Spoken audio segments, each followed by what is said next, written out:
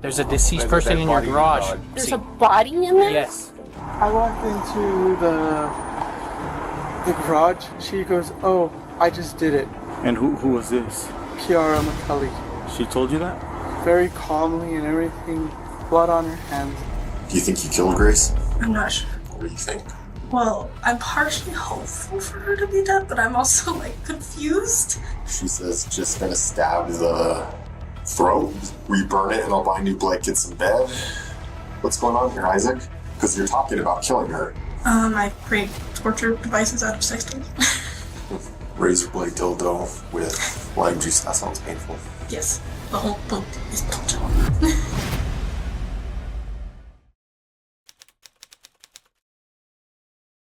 After Grace Jennings was discovered on October 29, 2022, in the garage of Kiara's mother's Santa Fe home, where Kiara McCulley and Isaac Apodaca also lived, detectives zeroed in on two suspects. Both were brought into the interrogation room, where layers of jealousy, betrayal, and brutality slowly began to unravel. What kind of bad stuff happened in your life? I've had a bad relationship with my mom. Reason why I never wanted to see Grace, but it pissed me off by bringing her to my house. She did something really stupid, and I wanted to see her change, and I wanted to see something happen where she would admit it, but she just... Is she alive or dead? Grace? Yeah. You don't know? I'm not sure. What do you think? Well, I'm partially hopeful for her to be dead, but I'm also, confused. Why would you hope that she's dead? I'm just angry at her, but I also have hope that she'd be better, but it's like this frustrating emotion that I can't seem to pinpoint. Mm. Well, tell me why you're angry at her. When I need to keep my together because I get very upset very easily. Back in 2016, there was a video floating around of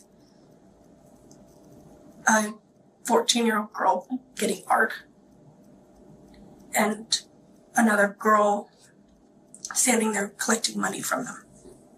There were 16 or 17 guys involved. Well, The girl getting money was Grace. The other one was me. I'm sorry. That sounds like a difficult memory. So a virgin, so I never got to... Yeah. Yeah. That's hard. Thank you for sharing that. I know it's probably something difficult to share, especially with a stranger. Yeah. Okay, so now I have a little bit of background of... Why am I mad at her? Okay, that makes sense. Okay. She kept trying to push it, and I finally started getting the memories back from that situation and found out that somebody, not quite certain who it was, put me... Calm. Sorry. It's okay. Do what you gotta do. My cigarette's on there. There was a car crash, and that's the only reason why I'm still here. So I'm playing with this because it's I need to calm myself down. Yeah. And I will not stay down. She was the first person I ever loved. Grace was. And the first person to completely destroy me. So part of me hates her guts. It wants to see her dead. The other part wants to see her get better and see if she'd admit it. Just fix it. It's I'm split. I don't know what's the better emotion. Fighting between them is really challenging. Sure. That's why I didn't want her in my home. It's just this is too much. Yeah, a lot of emotion there. How long did you guys date for? I don't really remember how long it was. Years? Months? Probably months. Months. Less than a year? I think so. How long ago was this? What year did you guys date? It was 2015, 2016-ish. Kiara met Grace in Santa Fe and their brief romance soon slipped into an on-again, off-again relationship. They traded late-night secrets and lingering resentments, especially after Grace dated Isaac Apodaca. By the night of the killing, affection and rivalry had fused into something far more dangerous, and only the interrogation room will reveal how dark it had become. Tell me about Isaac. He's an idiot. Yeah. Who is Isaac? He's my ex-fiance / friend, confusing as hell. Ex-fiance? Yeah. How so? We were engaged for 3 years. And we broke up in April this year, and it was because he was an idiot. And I forgive his ass. I let him move back in with me. Okay, my brain keeps thinking of steroids. Sorry. Did I just kick you? Yeah, you did. Okay. So where do you live at? I live in the garage with Isaac at my mom's house. What's the address to your mom's house? 5941 Jaguar Drive. Okay. So from what I understand, and tell me if this is accurate, there is a primary residence, 5941 Jaguar Drive. There's a bit of a backyard, and then there's a garage. Yes. So you and Isaac live in that garage? Yes. Currently, as of last night, you guys lived in that garage? Yes. I really hope my cats are okay. But he's your ex, but you guys live together in that garage? Yeah. Trying to stay friends, and it's like still acting like we're together, and I felt bad because I made him homeless for like 2 weeks. Gotta stop feeling bad for people. You guys don't sleep with each other? Yeah. Yeah. That must get confusing, right? That's your ex, but you guys are still being intimate. Yeah. He wants to fix everything, and it's just gotten so complicated. Relationship problems. Yeah. Everyone has those. Who else lives there? 5941 Jaguar Drive. It's just me, Isaac, and my mom. What's your mom's name? Lanny McCulley. Does she live in the garage, or does she live in the main structure? The main house. Okay. Tell me about last night. What did you do last night? Oh. So, a little more detailed than prior. Yeah. So, Isaac tells me that Grace is coming over. Without asking me if it's okay. Is it okay if she comes over? He's like, she's coming over. Yeah. It's your house, your mom's house. Yeah. Yeah. The garage is supposed to be my space. I immediately get angry.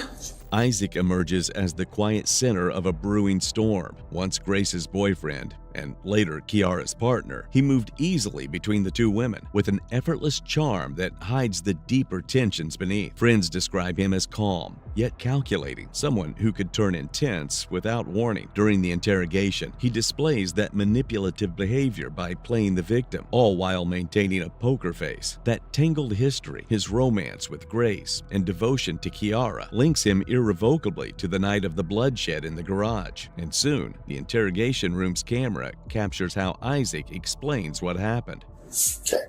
And how long have you been in a relationship with Kiara? 3 years. 3 years, 10 months. 3 years and 10 months. Almost 4 years. And you've been staying here for about 1 year and a month, you said, right? Okay. Now, going back to talking about Lonnie McCulley, you said she lives here in the main house? Yes. Okay. Where does Kiara live? In the garage. Okay, so you and Kiara live in the garage. Okay, cool. That gives me some good background. Okay, let's bring ourselves to today and kind of why we're here. So this is what I want you to try and do, okay? I want you to kind of think back to where kind of all this began before there was ever anything regarding the incident, and I want you to kind of tell me in your own memory what happened from that time all the way to getting here to this interview. I'm going to do my best not to interrupt you, okay? I just want you to give me your own account of what happened, okay? So from the time it began would be yesterday. We were all hanging out. Everybody was talking, happy, normal kind of thing, nonchalant. Nighttime came around and we started falling asleep. McCulley did not fall asleep. I did not get good rest because she had been placing something sharp in my back throughout the morning hours. She had been placing something sharp in my back. And I was talking to Grace, who was in the garage as well. I said, we have to go. She's telling us we need to leave. And I said that, and then I proceeded to start packing my stuff. And I left to the main house to go use the restroom for the last time. And then I walked him back into the garage. She walks up to me and goes, I did it. With a smile on her face, and I looked at the ground and I was like,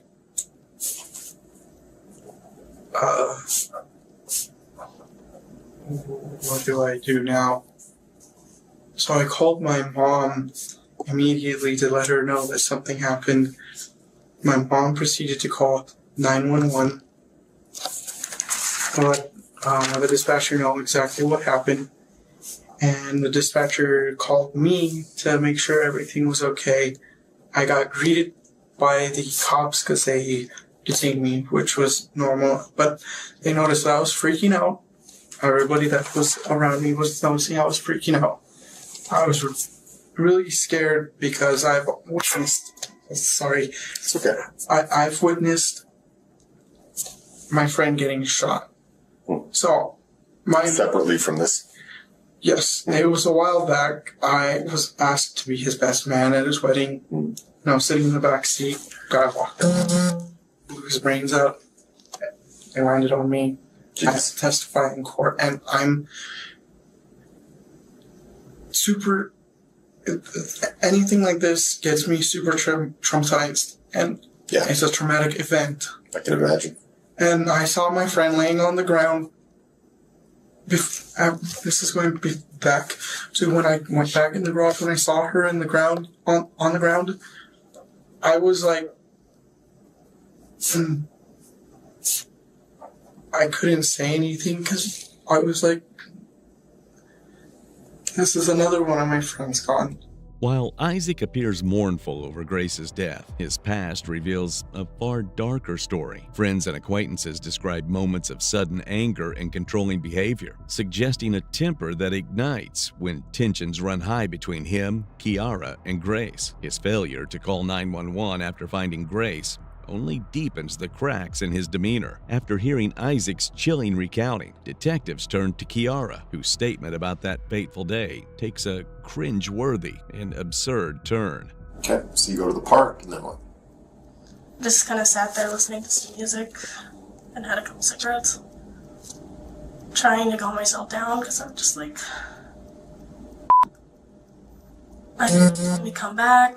It's just going to be an hour, don't worry.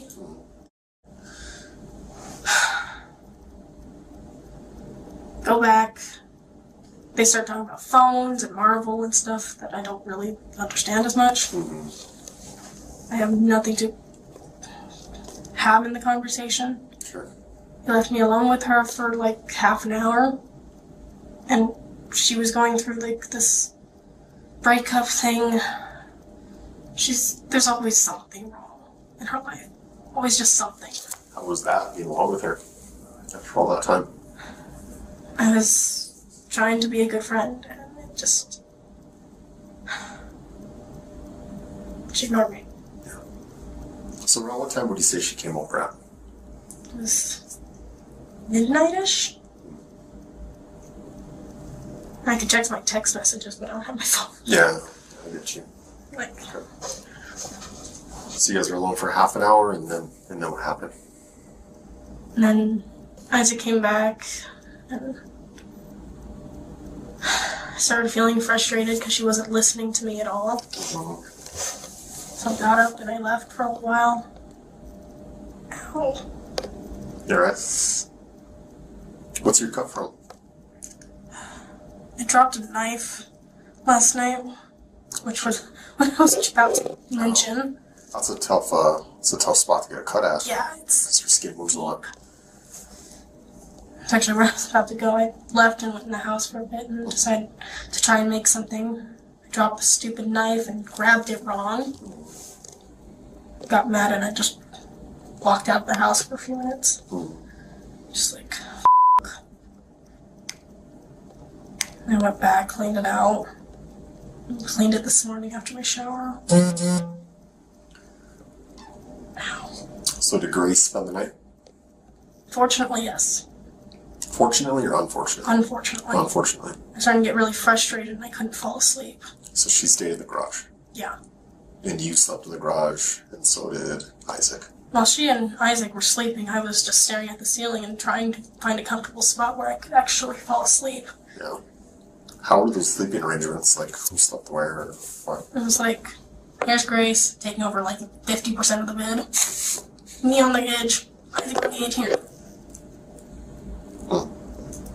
Okay. Not very comfortable. So you didn't get sleep last night? No. Oh. I also didn't get to sleep yesterday. Okay. Then, anything else happened throughout the night? I stared at the ceiling angrily and just like tried to calm down. She walked over me for so long. Who, Grace? Yeah. Isaac's walking over me.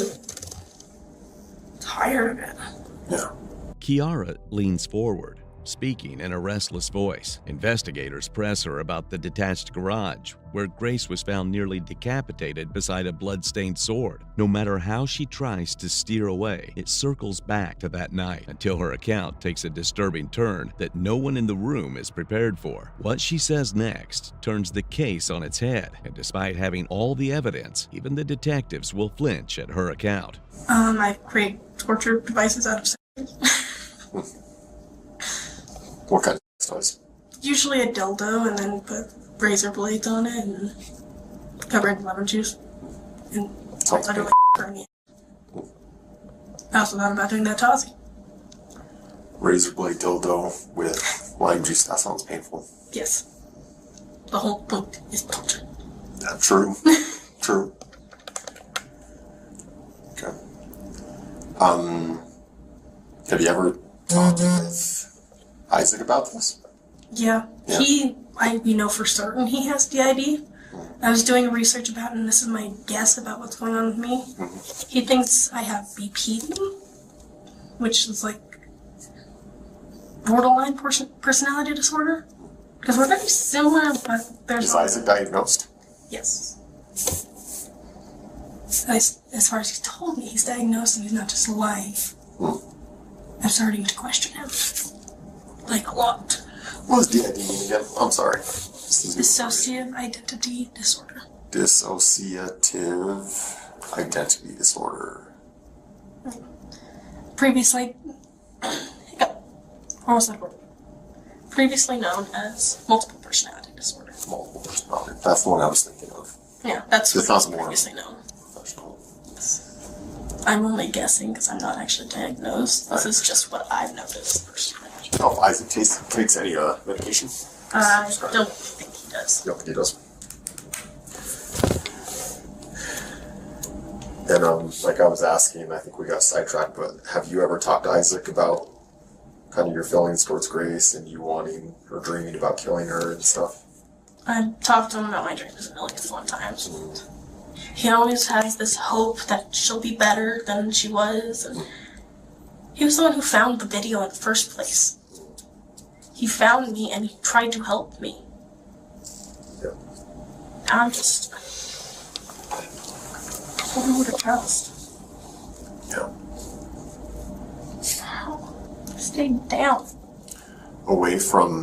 Aside from, have you ever planned to hurt Grace or kill Grace? Not really planned it, more like wrote a short story about it. But then I also changed all the names and genders and stuff, so. You wrote it like on paper or typed it or what? It was on Google Docs. Google what? Google Docs. Oh, Google Docs. I see. Yeah. On the computer or on your phone or what? I think it was more on my phone originally when I wrote it. I like writing, and it helps me, like, get out those feelings. What was the story about? It was about this older brother who was trying to protect his little brother from a pedophile, but then turned into a mass murderer. It's literally called I Hate Guns, because he never uses guns. And I actually agree, I don't like guns that much. Not when one's shot next to your head. Okay. Were you talking to Isaac last night? Were you guys messaging each other and... I was trying to tell him to get her to leave. Do you guys say anything else? I just wanted her gone. So I was talking to Isaac for a long time earlier before you, and we were going through his phone. He had his phone on it. There's a lot of messages between you two. Yeah. What were all those about? You know what I'm talking about, right? Yeah. It's like in this kind of moggy area that I kind of remember. Yeah. This might sound really weird. So, there's an organization that Isaac is in charge of. I probably shouldn't be saying this to a cop. I saw the messages about it. I'm just trying to understand it more, you know? Well, it's called Ghost.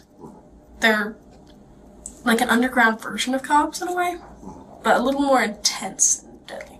And they get rid of people who are,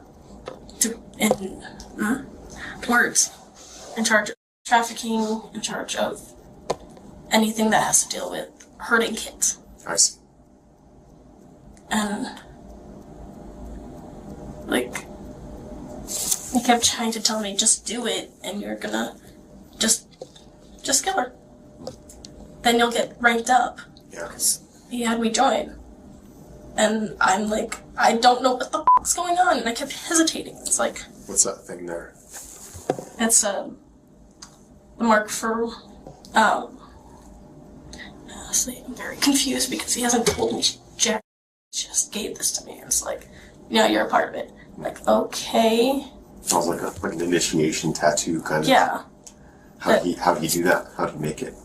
Oh, I have a tattoo machine. Oh, okay. Got you. Is it... That's how I did all these. I was going to ask. Yeah, you got some work there.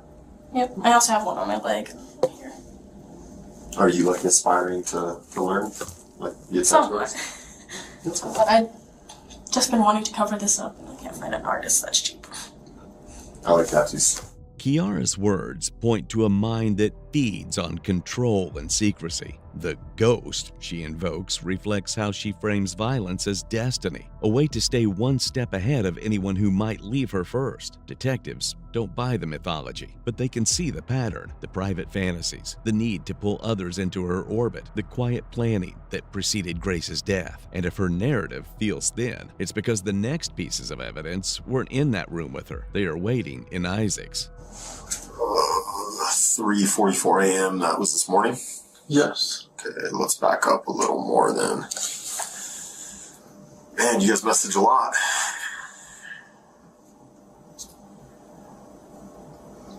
So all these other messages above where you said those weren't your messages, the rest of these messages are you, right? Yes. This is Wednesday, Thursday, Friday. Okay, we'll start here.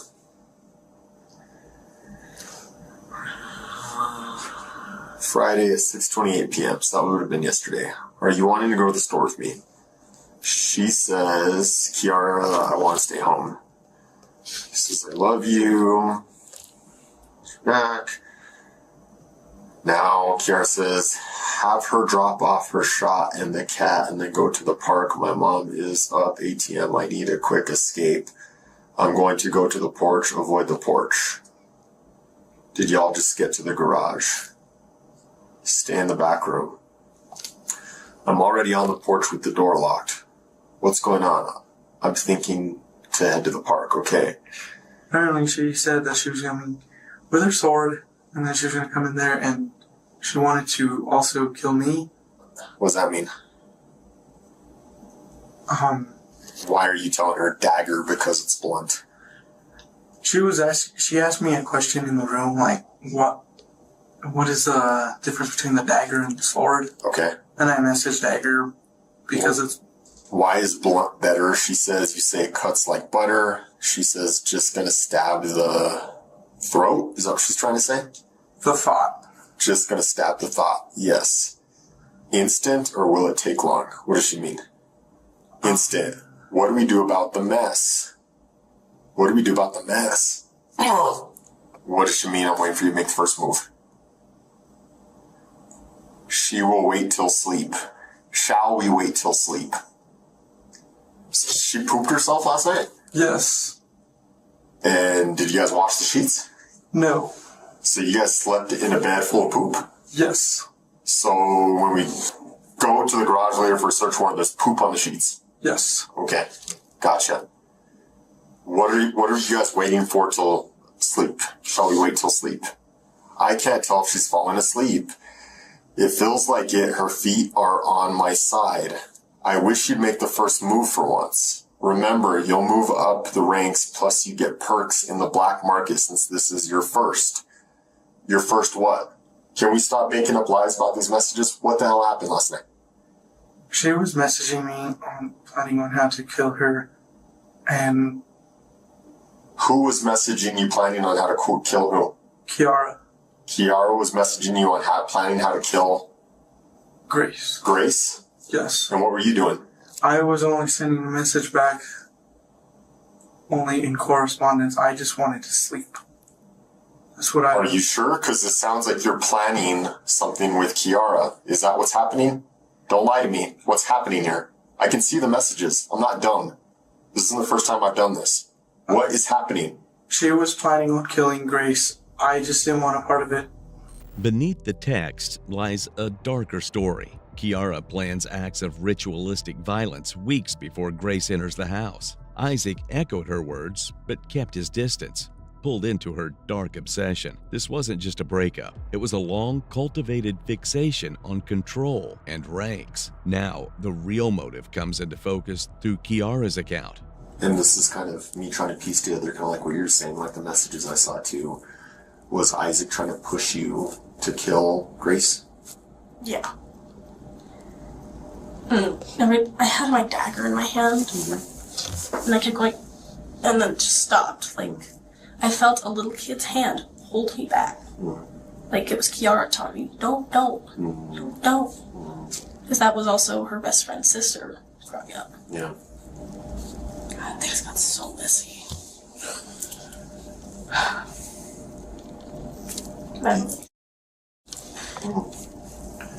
Do you think you killed Grace? I'm not sure. She is dead. That's the dead person found in the garage. Do you have any memory of that? Give me a second. I'm just like, what the Yeah. I'm trying to process this properly. This is like computer. I don't know. Like, Isaac disappeared for a while. I don't... Like, after I took my shower, I couldn't find him. I just assumed he went on a walk. I'm very confused. I'm, like, trying to think and...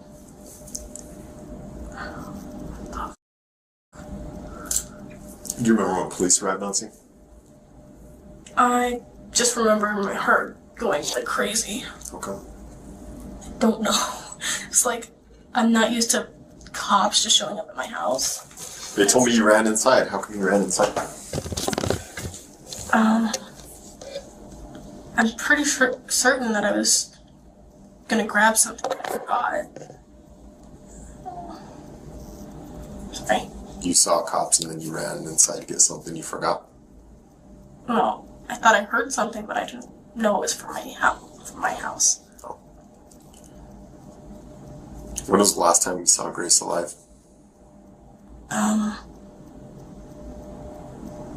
Some point this morning. Do you remember what time at all? I'm not sure exactly what time it was. You think it's possible he killed her? I'm guessing myself right now, like second guessing, trying to figure out if it was one of them or someone I haven't met yet. Is there any way to ask him? They're very picky on when they talk. I see. It's like, come on. It took Jess and Abby 3, almost 4 years to tell me what happened. From that one incident, yeah. And Isaac also showed me the videos. Yeah. Okay, that was loud and very uncomfortable. Yeah. But how come you stabbed the bed? Because I was mad and I wanted to stab something, but I didn't want to hurt someone. Why were you mad? Because Isaac invited somebody I hate to my house. And it wasn't just for a talk, as he said. Or I repeat this, the more I'm sorry. Turned from an hour to overnight to 2 nights. And I'm like, hell no, she ain't staying another night. Yeah. So why did Isaac want Grace there? I have no clue what he wanted. Whether it was to her, which, gross. Just hate gross. I've seen the kind of people she's been with. Did he f*** her or no? I don't think so. I'm guessing he didn't, because he said the worst 12 hours of my life. 12 hours in my house. He didn't say anything about a threesome or anything like that. Usually when there's people in my house, there's 3-way, and I'm just like, I'm not touching her. Yeah. You guys have had 3-ways before? Yeah. We tried. He's polyamorous, and I'm just kind of, there. Trying and seeing if I like it. And Sure. it has not worked. The first time, she did not like girls at all. And took all of my nicknames. Like, I'm gonna end up getting really... Yeah, sorry. He took all my nicknames, and he started treating me like... And then tragedy hits, and then he suddenly cares again. The last one, that was interesting. Yeah. The last girl we were with, her name was Brittany, I think. She had like 5 different names that she went by. Which is confusing. And she was fun at first, but she started trying to get me on the... I was just like, I'll try it once. Okay, this was fun, but that's enough. It's a once-in-a-lifetime thing. Yeah. And it was like, okay, she's definitely got an issue, and I cannot help her with that. And I'm not gonna be another person's freaking... What's the word I'm looking for? Rehab? Yeah. Sometimes I have to say, what's the word I'm looking for? And then I remember it. So again, from what you can remember, you don't know who killed Grace? I'm not 100% certain. I'm only guessing. I've seen Isaac get violent before. But I know how angry I am at her. But of course, he's hulked out before. What does that mean to me? So, Well, he seems to. It feels like he's grown. I feel like he grows. And his smash. A little bit further apart, but you know what I mean. Yeah. And then I turned into a rag doll, and I'm still mad about it, but at the same time trying to forgive him. So the sword you said you bought, right? Yeah. How long ago did you buy that? So, I got it maybe 2 weeks ago-ish. What about the dagger? The dagger was a couple days before that. That's yours as well. Yes. Okay. The butterfly knife? The butterfly knife was, I think, a couple days before the dagger. Any other weapons that are inside the garage? I know I have my karambits somewhere. There's 2 sets of karambits. They're really pretty. I like knives. Are they fixed blade or are they folders? What are they? They're fixed blade. Fixed blade. How big are they? Inch-ish. They have such a curved blade. really not good at cutting anything. Yeah. I tried cutting a piece of fruit with it, it did not work. Too much curve. Well, This moment exposes the full extent of Kiara's instability and violence. Her stabbing of the bed, obsessive control over Isaac, and twisted justifications point to a mind already planning harm. The weapons, sword, dagger, and butterfly knife weren't for show. Coupled with her years-long obsession with Grace, her threats and manipulations reveal the grim truth. Kiara doesn't just fantasize, she executes her plans. Her patterns of aggression and manipulation reach their deadly culmination. what we do know, when the officers went through and kind of did a security sweep of the garage and everything, I've been told by a few different people is the sword, which I'm assuming is the sword you're describing, was bloody. Barely pick it up. Yeah. Okay, I'm confused. I was already having a hard time picking it up, so it's like, okay, now I'm very confused. Hard time picking it up? How come? I'm not exactly sure. Oh, it's heavy. Yeah, How much does it weigh? I'm not 100% certain how much it weighs, I just know. My left hand can kind of pick it up, but my right hand can't. Can you pick it up with two hands? I have to. Even then, it's a wobbly. And Yeah. I was gonna take a piece of PVC pipe. Thank you. And kind of weigh it the same way so I could practice. So I could do like some, fake sword fighting. That makes sense. Maybe make a video. I'm guessing I'm not getting it back. And, we have to collect it as evidence. It was $200. Damn, where'd you get it from? Amazon. Amazon. Definitely good. Like, I just got stabbed. Sorry. Well, we gotta do some paperwork. I wanna see you get some rest. Anything else you can think of that might be important to us? My brain's too tired to function. I get it. Let me get one of the officers. We'll move you somewhere else. And then as soon as we get all the paperwork done, here's what it is. You guys are more likely gonna get booked tonight.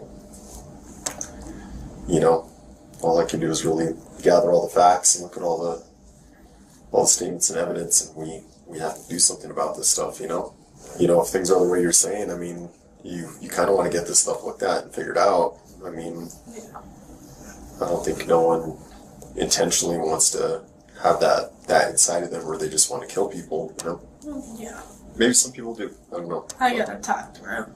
I'm guessing it's just at this point, because James and Abby are chill at this point. You gotta talk to some of these girls and figure out what's messing around. But all right, I appreciate your time. I appreciate your honesty. It is what it is. Okay.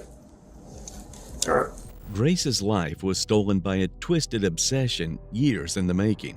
Kiara's dark fantasies and need for control shattered her dreams, her trust, and her future. Friendship became a playground for manipulation, leaving only echoes of what could have been, now exposed in the courtroom where Kiara and Isaac faced the law. In February of 2025, Kiara McCulley pleaded guilty to second-degree murder in the brutal killing of Grace Jennings. The court sentenced her to 30 years in prison, double the standard term for such a charge, due to the extreme violence of the crime. And that's when I came in here and I saw her in the chair. She was taped to it. I just kind of stopped for a minute. I didn't know what to think or what to do. And then I just went up to her and I was checking her pulse.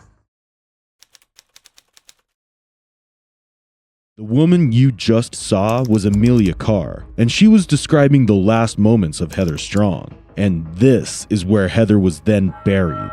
You're about to watch the most thrilling case you've ever seen, where the detectives used hidden recorders along with other strategic moves to crack the case and unravel what happened to Heather Strong. On February 15, 2009, 26-year-old Heather Strong went missing after she finished her shift as a waitress at Iron Skillet in Marion County, Florida. She had left her children with their biological father, Joshua Fulgham, and had not returned since. It was unlike Heather to disappear like that, and even more unlike her to leave the children with Josh, who had just returned from prison. On February 18th, Heather's mother, Carolyn Spence, finally gave in after not being able to contact her daughter for 3 days. A missing persons report was filed. After talking to Heather's colleagues, it was discovered that prior to his release and her disappearance, she'd gotten a very stressful call from Josh in prison.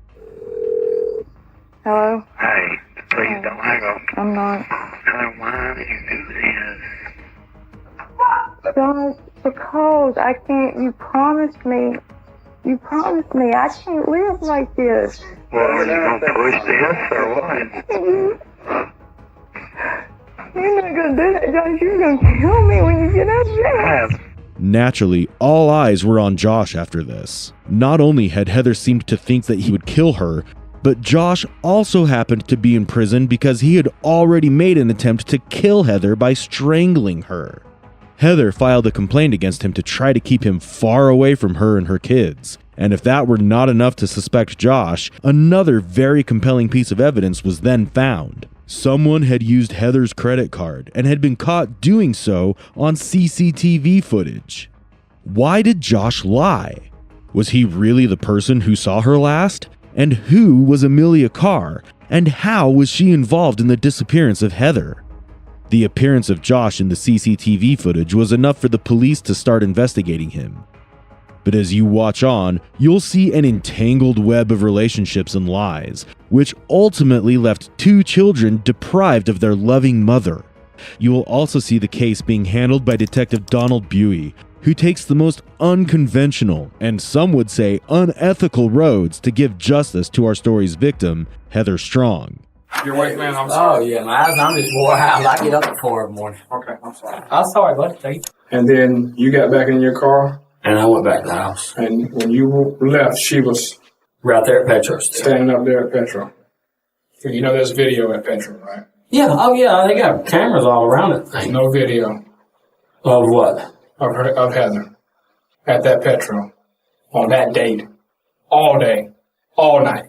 Josh has denied his involvement from day one, but the sharp and forward Detective Donald Buey will not have any of it. He starts confronting Josh in less than a minute of him entering the interrogation room. He starts with the CCTV footage where he claims he can see him dropping Heather, and then moves to the CCTV footage where he's caught stealing from her. I know for a fact that you used your card. Okay? You used your credit card and you got money off of it. Which one? Okay? Her work card. You got money off of it. I didn't get no money off of it. Yes, you did. I'm trying to think. Yes, you did. But you know what? I did get money off that card. You're right. I did get money off that When? card. Oh, shit, now that right there, let me think. Because I'm not for sure on that. Yeah. I don't know the exact date. So if I can't believe you on something like this, I understand. do you think I No, can believe no. you on anything else? You can't. I can't. Exactly. So you understand where I'm coming from? Yeah. What else am I supposed to? After hitting a wall with Josh, despite showing him evidence and still not getting information from him, the detectives call Emilia in, hoping she'll have some answers. They do not know the extent of her involvement just yet. Emilia is sitting in the room next to Josh, and the detectives now will move back and forth between the two to try and break open this case. Hey, Hey, tired? I'm exhausted. About my bedtime. I'm trying to make this quick as possible, okay? I appreciate you coming up here. You look tired too. Very tired. Appreciate you coming up here. Understand, you're not pressured to be here. This is all voluntary. That door is only closed for privacy. It's not locked. You're more than welcome to get up and walk out at any time, okay? But here we're trying to get some things together. We're trying to sort out some differences and get a clear understanding. Let me just get some understanding between you and Josh. Mm-hmm. How long you guys been knowing each other? This August will be about 2 years. So you know each other for about 2 years? Yeah. Tell me the relationship between you, Josh, and Heather. They split up. Me and him tried a relationship. And then in December, he wanted to work things out for his kids' sake, and we parted ways. And we just agreed that when she came along, we'd have some kind of civil relationship, and It's hard when you got 5 kids between you, between different people. How many kids do you have? 3. You got 3 kids? Yeah. And then she has 2. the 2 kids. Explain the relationship between you and her. There wasn't really ever one. Excuse me. We had a little bit of contact over the 4 months because she would, when she felt up to it, allow him to see his kids. So we had some kind of contact, but I usually got the, I'm going to kill you, you know, you're a bitch, you're a whore, blah, blah, blah, because me and him had a relationship off and on for the 2 years, almost 2 years. So we pretty much maintained our distance. Okay. Have you and her ever got into it about anything? No. I've kept my distance. I mean, over the phone. But actual person to person, no. She could actually be pretty civil when we had to be. Right. Just trying to think. When was the last time you saw her? Couple days after he went to jail. Because she asked me to babysit the kids for a few hours so she could go to work. And I What? She would ask you to babysit the kids? And I told her I wasn't too sure about it because we had an awkward kind of relationship. And she said, well, Mackenzie really likes you and she loves you and she'd rather you babysit him. So I was there for a few hours, babysat. Where'd you babysit them at? South Shore Fish Camp. Okay. The trailer they used to live in. I'm sorry. And I was there for a few hours, babysat. She came home and Jamie gave me a ride home. So you hadn't seen her since, when was the last time you saw her? That night I babysat, which was the Saturday after Josh got arrested. And my son turned 7 January 8th. I don't remember if that was a Thursday or Friday. So that Saturday had to be the 9th or the 10th. Of January? Yeah. It'd be nice to locate her. I mean, we have an 8-year-old little girl who's crying looking for her mom. Mom won't call, mom won't make contact, nothing. And I mean, it's just, I have 3 kids who have shitty fathers who have no contact with them. And, you know, it's just, it's messed up. So, I mean, he's gone to the, you know, asked people what he can do. He's asked people like who? Like, okay, child sports is trying to come after him. And he told them, he said, look, I don't even know where she's at. I've got the kids right now. So I guess they freezed it temporarily till everything is situated. So right now it's a mess. It is a tangled up mess. We don't know where she's at.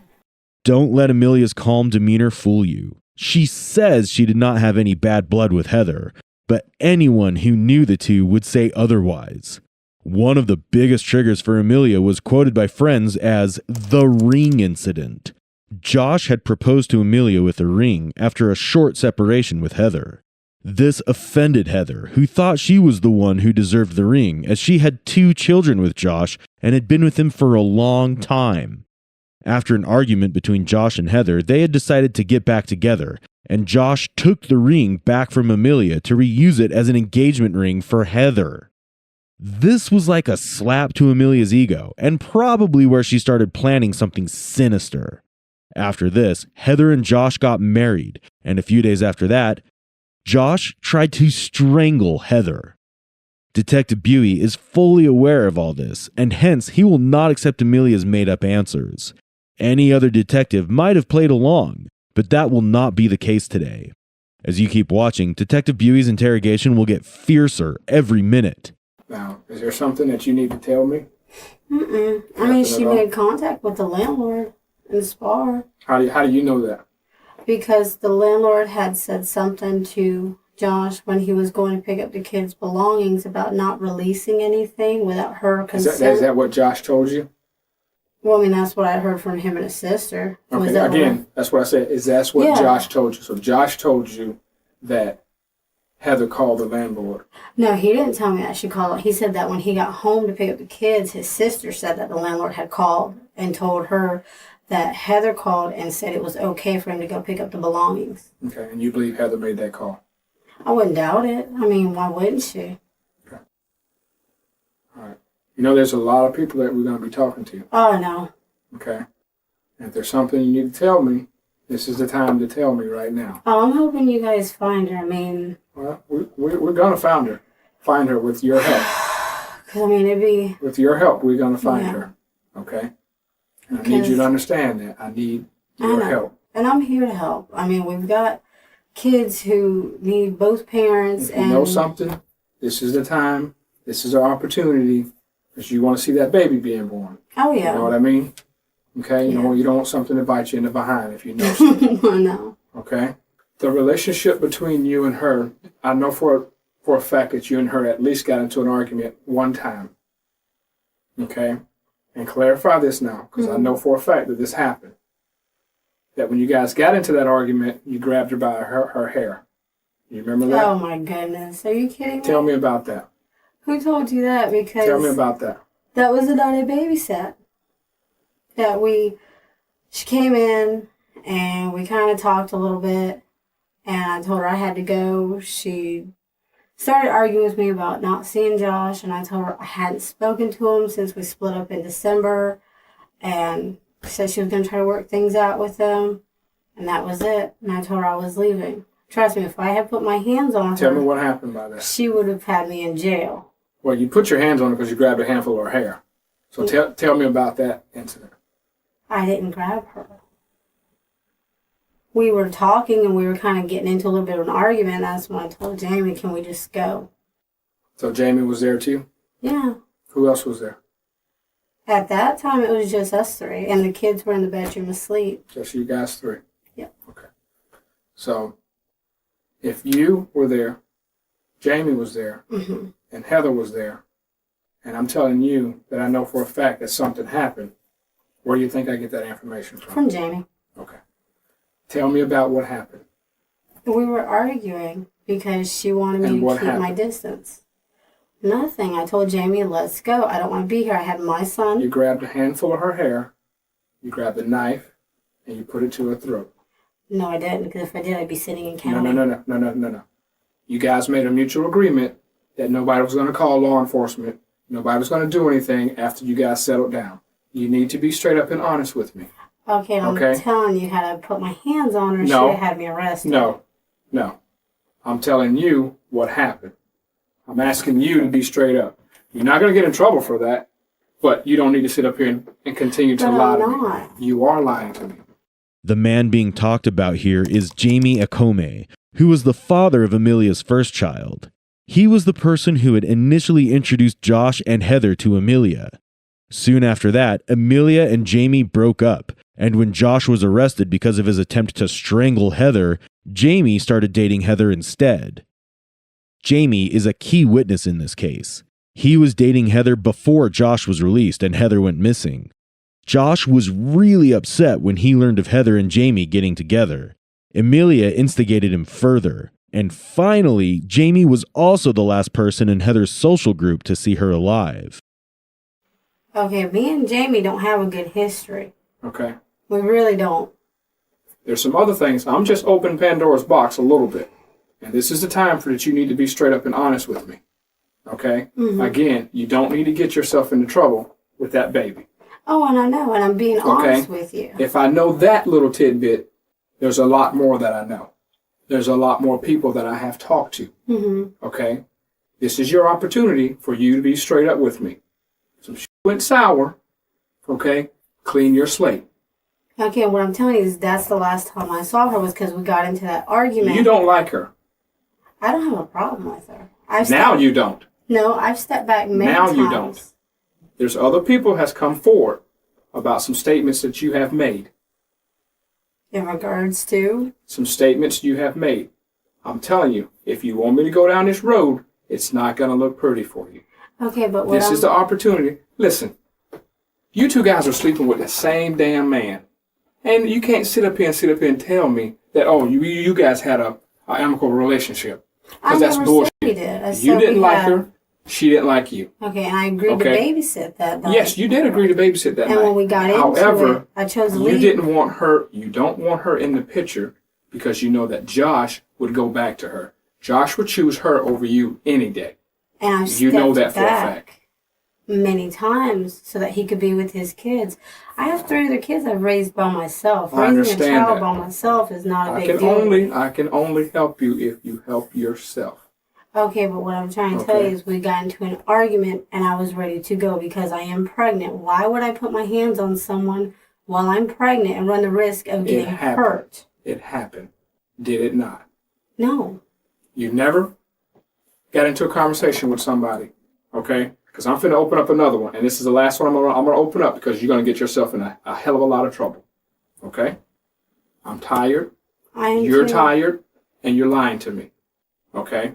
And you're gonna get yourself into trouble. It's gonna be a very, very long night, okay? You got into a conversation with someone where you offered someone some money. Oh. Obviously, you know what I'm talking about. Yeah, I've heard this rumor. It's a rumor? Yeah. How does it more than one person know about it? Because where we live, if you Tell me about it. Let me guess, Jason Watshaw? Tell me about it. Why is it that I have to open something up for you to say, oh, and I'm gonna sit up here and I'm asking you a question. Very specific questions that I'm asking you. Okay? If there's anything else that I need to know, you need to tell me. I think that'd be one that I come up, hey, somebody just said a rumor, or this bullshit rumor is going on, or this is going on, or that's happening. You're gonna walk yourself into some shit that you can't get out of. I'm telling you right now. This is your opportunity, and I only knock once. Okay, well, what I'm telling you is, me and her got into it, and I asked to leave. Well, after that, there were rumors from Jamie, Jason, that I was supposedly trying to pay someone to get rid of her, this and that. I'm not going to stoop to that kind of a level over a man. I'm sorry, it's not worth it. I have 3 kids I've raised by myself. This is another one I can raise by myself. I wouldn't do that. And they have done nothing but made my life hell for as long as I can remember. Jamie Acom, Jason Lanshaw.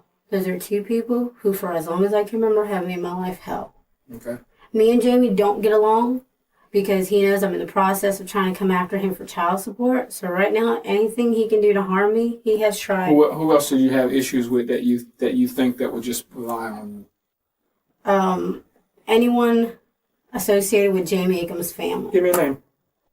His brother Josh, his girlfriend Chrissy, her brother Timmy, anyone associated with him and You're his gonna name family. everybody that's gonna come up here and lie on you. No, I'm just naming people that are associated with Jamie. I'm telling you, okay? Emilia will now try to tarnish Jamie's credibility, but continue watching because in a few seconds, you'll see some important information come to light from Jamie's interrogation. Tell me about the relationship between you and Heather. We was just in a relationship for a month, and then we got an apartment. You remember what date y'all got that apartment? The last week of January. Josh called me. He told me that him and Heather were getting back together. He said that's his wife, and he missed his wife and his kids. I needed to get my stuff and get out.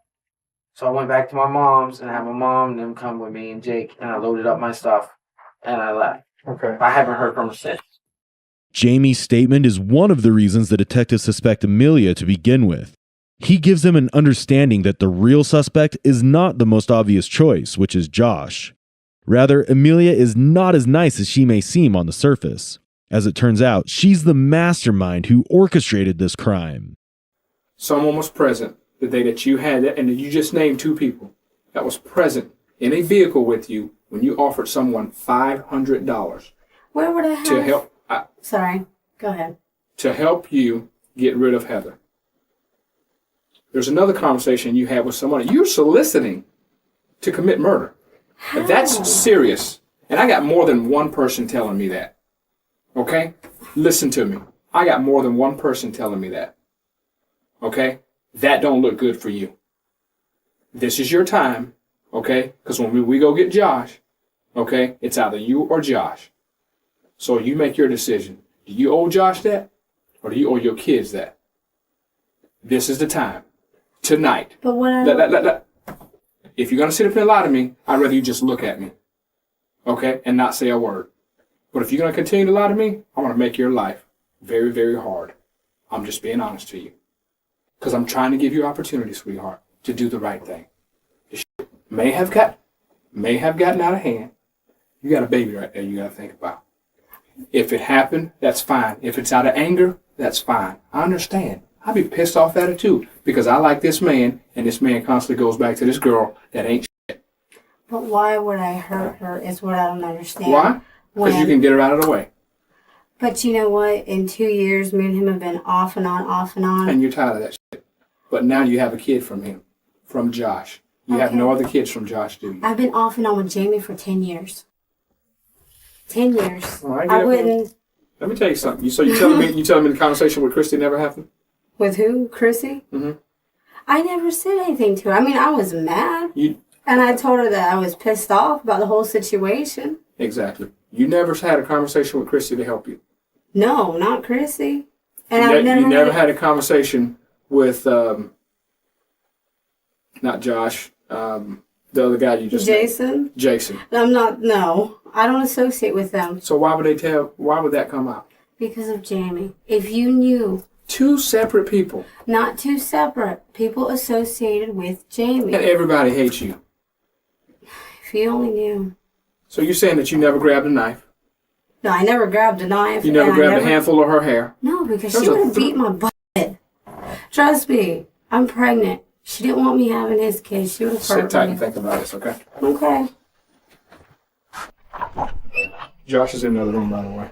Okay. Emilia went to almost anyone who would listen and offered them $500 to kill Heather. But more interestingly, a little snippet from Emilia's past, she'd been abused by her father when she was younger. She spoke out against him after tolerating the abuse for many years, and he was finally put in jail. When he got out, he too offered people exactly $500 to kill Emilia. Understanding the whole case, it's clear that Emilia truly had a rough childhood. But what is the reasoning behind her crimes? What is her motive? While she sits here trying to conceal what she and Josh did, you're about to see him conveniently throw her under the bus. After hours of interrogation and no confession from Josh, the detectives decide to get creative in getting a confession. And this is when the case turns around completely. When Josh is speaking to the detectives off the record while taking a smoke break, they record their conversation. What did Emilia tell you? Did she get to go home? Mm-hmm. Yes, she did. How come she got to go home and I can't? Maybe she was a little bit more honest. See how that works? I'm going to tell you this is what I was told. Right here. I was told she was gone to leave it alone. That's what I was told. That she's gone to leave it alone. You go talk to me. Talk to me. If you know where she is, tell me. This is what I was told. That Heather's gone. Leave it alone. Who told you that? Tell me. Just tell me where she is. I don't know that she's even dead. It's during this that he confesses that Emilia has been the one calling the shots after all. Not only did she kill her, but she also disposed of Heather's body. This is a big break, and now you'll see how Emilia reacts to hearing this recording. I'm telling you, he told me that you told him that. Okay? We know that he brought her back to the house that night. What house? I was home that night. Listen, your heart is about to jump out of your chest. Because I was home at my mama's. Your heart is about to jump out of your chest. That pisses me off. Okay. Don't do this to yourself. But what? Don't okay. do this to yourself. Ask my mom. I was home. Don't do this to yourself. What is he saying I did? That you set it up. Set what up, though? I mean, because all I heard him say was that I didn't even hear him say where he left her. At what house? No. Listen here. Okay? You're trying to backpedal out of it. No, I'm trying to. I didn't really hear. Okay. I'm telling you that he said that you told him that you guys took care of Heather and for him not to worry about her anymore. Who's you guys? You. But how if I was home? He knows, and he told me about the incident about you grabbing Heather at the house when you were supposed to be babysitting and put the knife to her throat. He was in jail. Exactly. Okay? Because he even told me But he knows about it. Because he said okay, that's what... Listen, let's not entertain that. Let's not entertain that. Because I'm telling you right now, he's admitted to his stuff, He lawyered up.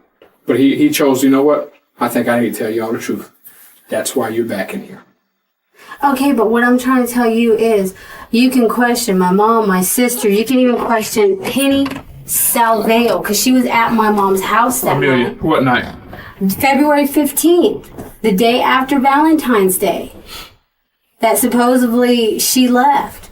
The day after Valentine's Day, February 15th, because they came over there. Let me explain something to you, sweetheart.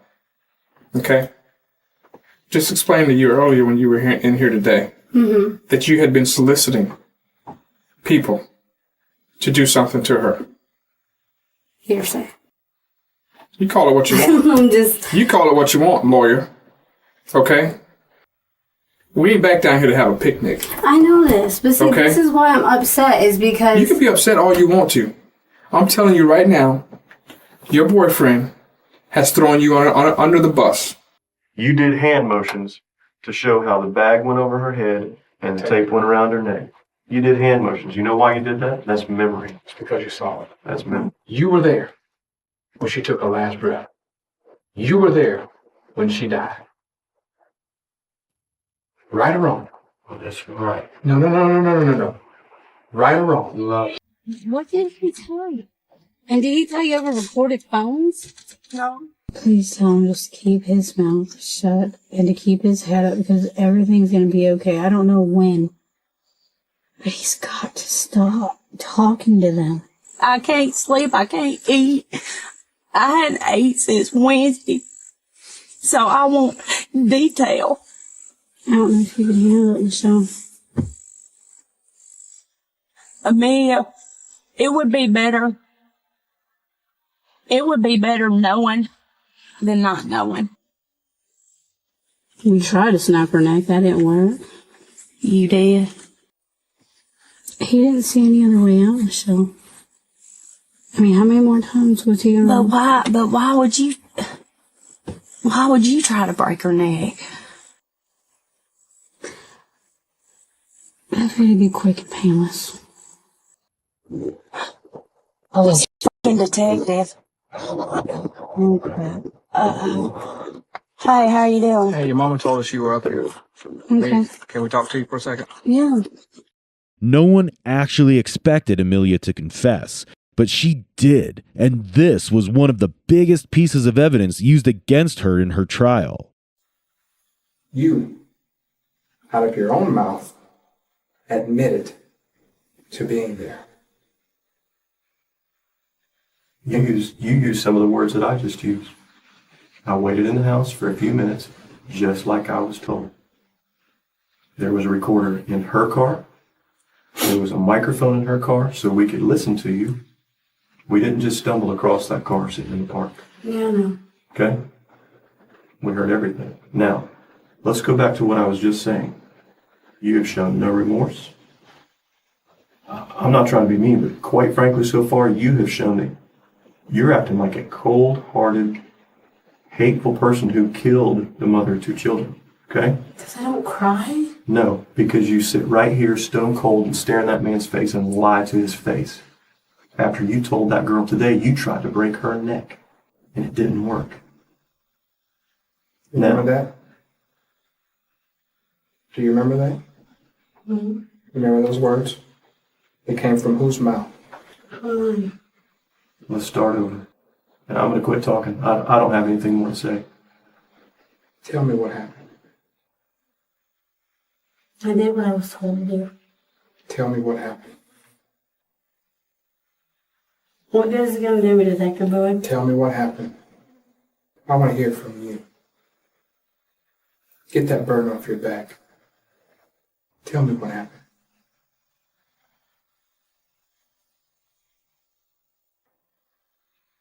You've already admitted to it. You've gotten over that hurdle. You have admitted to killing someone. No, I admitted to attempted, and it didn't work. He killed her. So all these things, and what do you think that you are guilty of? I know what I'm guilty. What do you think would be appropriate?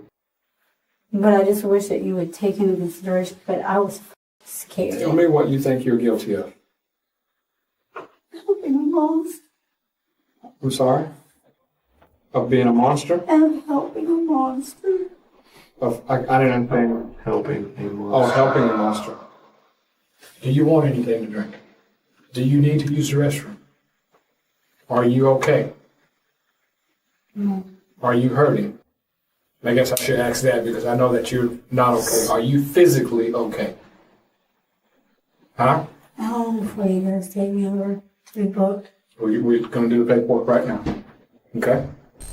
On December 7th, 2010, after 2.5 hours of deliberations, a jury found Emilia guilty of first-degree murder and kidnapping. Emilia's relatives testified in her favor during the penalty phase of the trial, claiming that she had suffered from trauma since she was young as a result of abuse from her father and grandfather. On December 10th, the jury, however, decided to execute Emilia by a vote of 7-5. On February 22, 2011, she was formally sentenced to death by lethal injection. Emilia became the youngest woman to be put on death row in Florida history, and only one of 5 women to be given the sentence in the state. But later, in 2017, this was revised and she was sentenced to life in prison without the possibility of parole. Josh did not get as strict a sentence, especially because he was the key witness against Emilia. Josh was convicted of first-degree murder and kidnapping. He was given the sentence of life in prison. When you come back downstairs, what do you see? He just got his hand up or something. Like waving his hand. He waved at you with Chris's hand. What happened next? He cut every joint. This is Kelly Cochran. Her confession is the beginning of a far more disturbing truth. She described the gruesome dismemberment of her boyfriend, Christopher Regan, the crime she claimed was orchestrated by her husband, Jason Cochran. However, years later, Kelly delivered her twisted revenge on her husband, Jason. He didn't move much.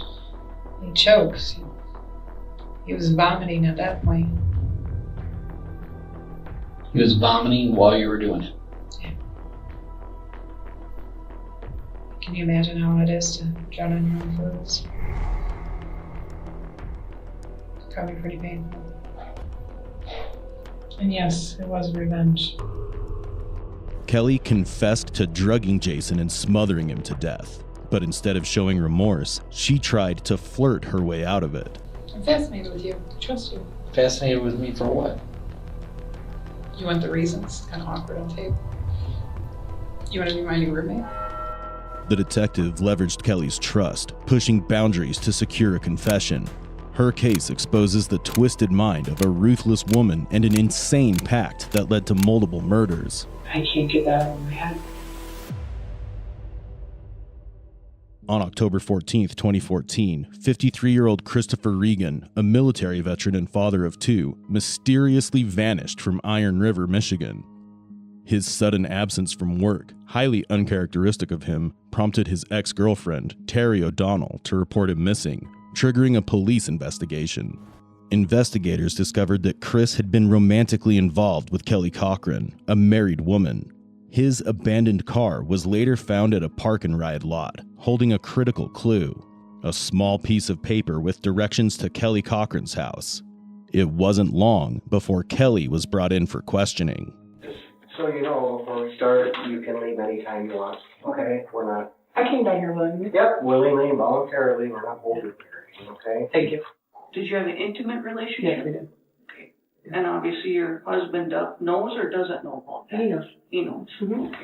And your husband didn't mind that this was going on, or what? I was open with him. Chris wasn't the only one I was seeing. He had suffered with depression for a long time. He had cancer a while back. He can't do anything physical without being in a lot of pain, so it's been kind of hard. We have to find Chris. Okay. And we're going to follow every lead. When questioned, Kelly's husband, Jason, provided a different account, revealing a new layer of the case. You were very much aware of what Kelly was doing. It wasn't really Abby, but I know my wife's kind of been seeing people the last couple of months. Well, it was my choice on whether to divorce or to try to stick it out for a little while. I either had to accept it or to let her go. This led the investigators to suspect Kelly's husband, Jason, who may have had a jealous motive. A search of the Cochran home uncovered blood spatters on the ceiling and Jason's journal filled with cryptic entries hinting at violence. The next day, the Cochrans abruptly fled to their hometown, Hobart, Indiana, deepening suspicions. But with little solid evidence, the case went cold.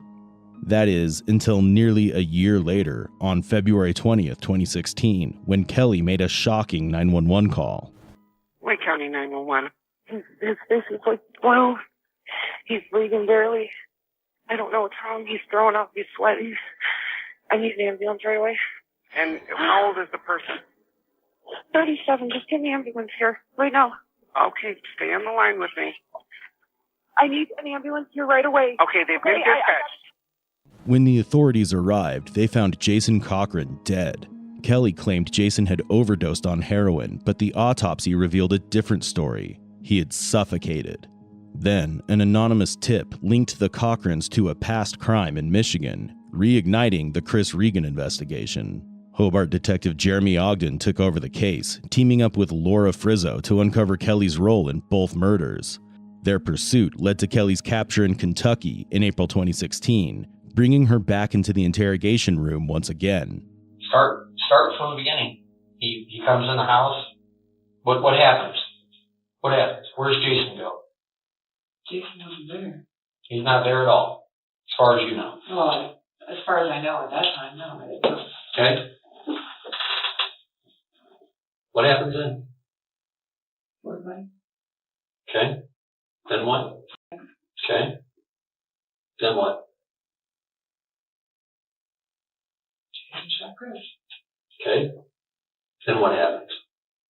So tumbled on the stairs. Okay. You'd ask me about his blood. Right? Mm-hmm. His blood was all over me. Okay. Jason gave me a pair of purses. Hang on a minute. Just stop. There's dialogue. There's dialogue between the two of you that's missing in this entire thing. What is said between the two of you immediately? Called me quite a few names. Did you scream at him? Okay. Then what happens? Hit me digging through his head. Bullet. Then he thought I got out. Still in his head. Okay. Then what? He dragged him to the middle of the basement. And what did you do? Went to cook dinner for him. What happened next? So we cut him up. I started hearing the saw. Well, something happens before you start hearing the saw. Did you have to get him anything? Did he ask you to bring him anything? Extension cord. So you were down in the basement with him, and he told you to get the extension cord. Yeah. And Chris is laying there dead. Did he start cutting him up before you went back upstairs? At what point do you come back down? Maybe 20, 30 minutes. And when you come back downstairs, what do you see? He just cut his hand off or something. I know it's stupid, but I can't get that out of my head. He was taunting me with that. Like how? Some of the stuff. What do you mean by that? He was taunting you with it. He was like waving his hand. He waved at you with Chris's hand? Did he say anything? What did he say?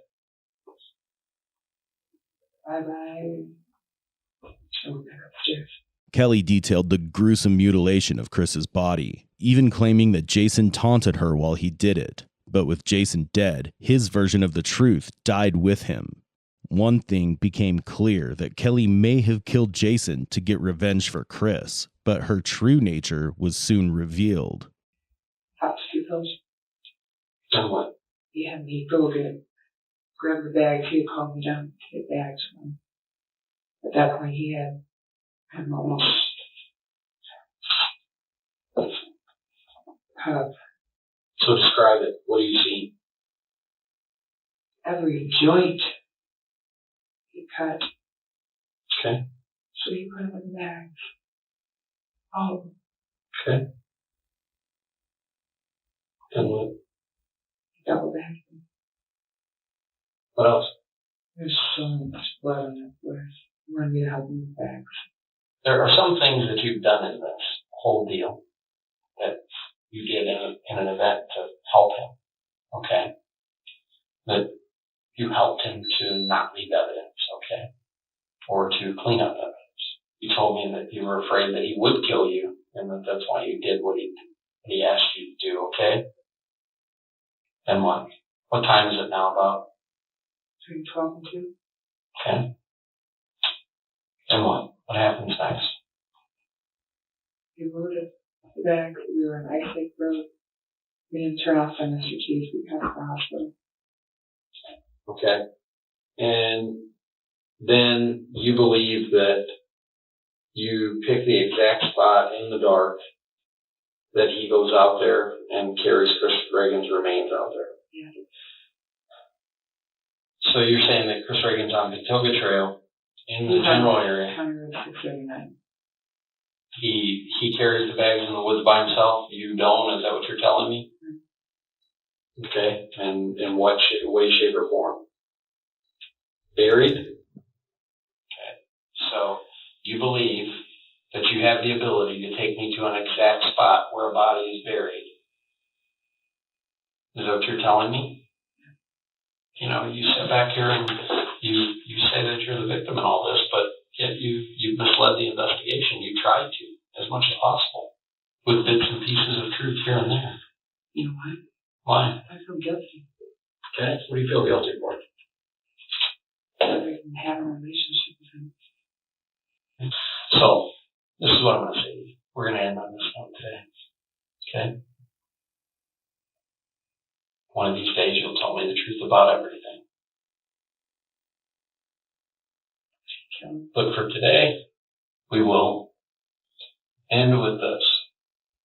We're going to do a polygraph about Chris Reagan on Saturday. Between now and Saturday, you can show me a location. So we get through the polygraph on Saturday. Then on Monday, we'll head back to Iron River. We'll go 2 days. You spend the night in a hotel there, and I'll bring you back. We go get Chris. We take him home. Kelly recounts the details of Chris's murder and the disposal of his body, all while insisting that she acted out of fear and maintaining her claim of innocence. She then led detectives directly to Chris's remains, ultimately exposing the horrifying truth. She's saying everything was here. The skulls, the torso. She's saying she dumped the whole body here in different bags? Yep, the whole bag, all the bags were dumped here. What would the biggest piece of bone be that torso, and that was here?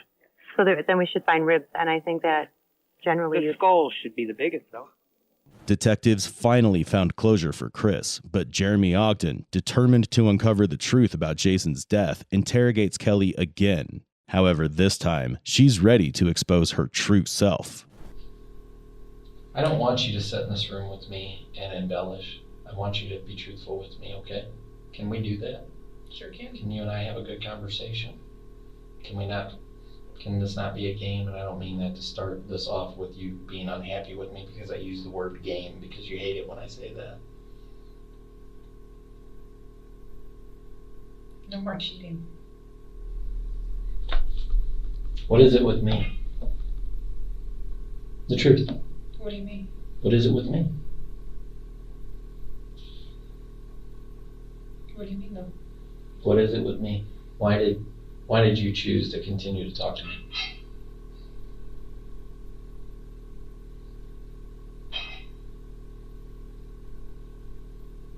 Did you think I was weak? No. Did you think I was vulnerable? The vulnerability you can see in your eyes, but that's not why. So then why? Some people fascinate me. Why do I fascinate you?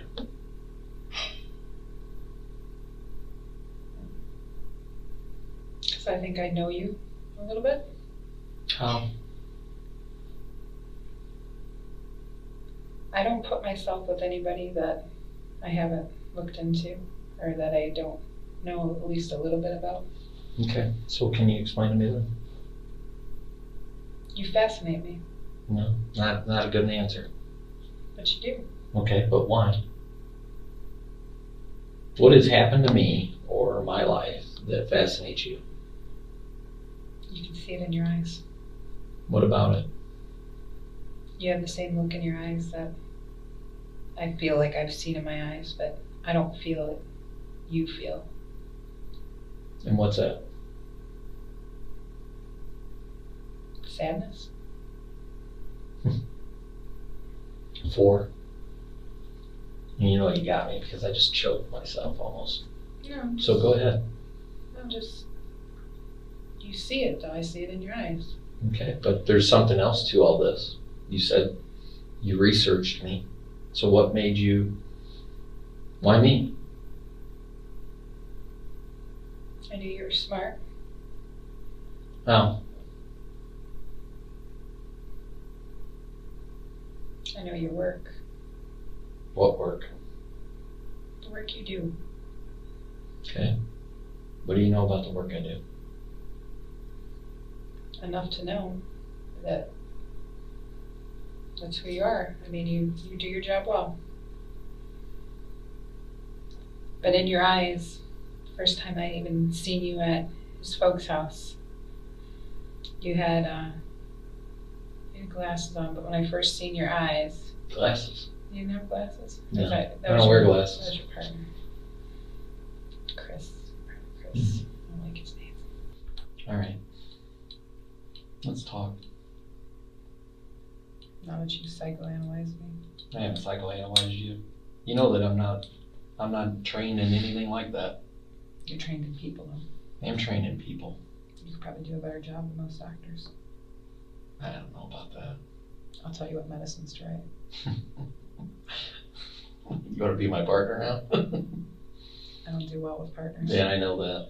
Detective Jeremy Ogden had one last trick up his sleeve. He set an elaborate trap by enlisting a friend of Jason's to call Kelly with a fabricated story. The friend claimed he had received a letter from Jason with instructions to send it to the police if anything ever happened to him. Upon hearing this, Kelly cried out, pleading, "Please don't mail it." I mean, Chris Reagan was a normal everyday guy who liked to have sex and, you know, fool around and liked to eat well and, you know, just wanted to live his life. The rest of it. And you admired him for what he was, I think. I don't know that though, because I don't know what you can and can't do. But I know that there's something for you with him because I've seen it in your face a lot. And Chris is completely different than Jason. Completely. That bothers me. Well, I don't know why, because given the nature of your relationship with Jason, I don't know why that would bother you, because there's really nothing you could do. It's the dynamic of it. You pushed it in that direction a lot with you and him. It's obvious. It was part of your manipulation thing. That's what you do. I didn't make Jason who he was, though. No, I didn't say you made him who he was. You did everything to keep him in place, though. He was careless. Control. That's your specialty. I have other specialties. Yeah? Like what?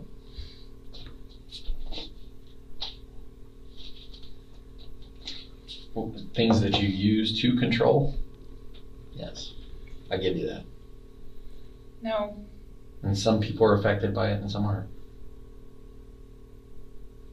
Just not enough effort. Well, maybe not enough effort or not a willingness. You know. He shouldn't bother me. Hmm. He haunts me. Who? Chris. Well, you did something that you shouldn't have done. Should have looked away. Hmm. Should have never even talked to him. I see him every day. Yeah. I shouldn't. Well,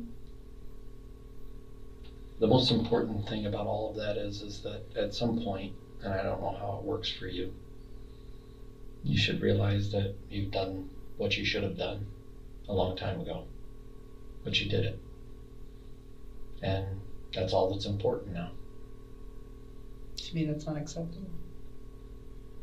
It's not acceptable to me what you've done, okay? You have some belief that things are about to change for you. So how is that? I will not spend my life in prison. Okay? I'm just telling you that. Okay. What I have to do to not spend my life in prison, I will do whatever I need to. Detective Jeremy Ogden knew Jason hadn't killed Chris alone. Kelly was involved. Despite her claims of sympathy for Chris, his plan to leave town with his girlfriend, Terry, may have been motive enough. If Kelly couldn't have him, she made sure no one else would. There's a lot of people that don't. There's a lot of people that got to know a different part of me. Right?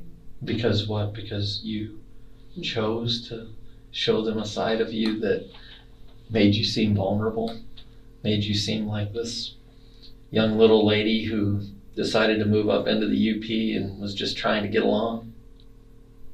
You don't think that's possible? Come on now. I'm just asking. Come on. But you asked me a question. Yeah, so give me the answer. You think that you can make people believe that's what this is? You think you can make people believe, sell yourself to them because you have a way to do it? Yes. How? How on earth could you? I have 50 shades of Kelly. Yes, you do. Why? You can have all Jasons. Okay. You know all of those. Okay. There's a bag and a composition book. You can have that. Where's it at? Lake Ottawa. It'd be my attic. And you probably have it now. The composition book. That's why I was kind of thrown off when you said attic. I didn't know they packed all my stuff, put it in the attic. Attic. You said you got stuff that Yes. you were reading from the attic, correct? Yeah. Right. Yeah. It was in the top of my closet. I thought you were going to leave my parents' house alone. So what is it? What is the book? Composition book. His book. What's in it? Everything. Okay. Like? Every fine detail. Talk to me. As far as how many? Yeah. The same amount that I put on that sheet of paper the first time I gave you. How many was that? Total, for sure? For sure? Yeah. That I know of 11. No bull. Okay. And where are they? All over. Indiana. Indiana alone. And how do you know that he's responsible for 11 in Indiana? I know. How? Well, I couldn't have been there because I'd be guilty. Okay. I'm not going to do this with you. Okay. I'm not going to do it. I mean, Okay. you're going to sit here, you're going to... I don't even understand this, Kelly. You sit here and you talk to me about who you are, right? Who you are, what your makeup is. And you think that you can try to change that now with me by saying 0? But you know I trust you. I don't trust anybody else, and that's up that I trust a cop. You know that, right? You know how twisted that is for somebody like me? The only person in the world I trust is a cop. Detective, not a cop. Kelly claimed that Jason had murdered 11 people, painting herself as innocent. But this was only the beginning of her ruthless account of her late husband. From the time He shot Chris? I wanted him dead. He took the only good thing I had in my life.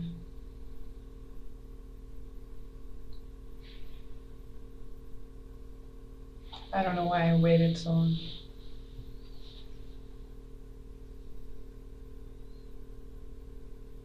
I hated him. I still hate him.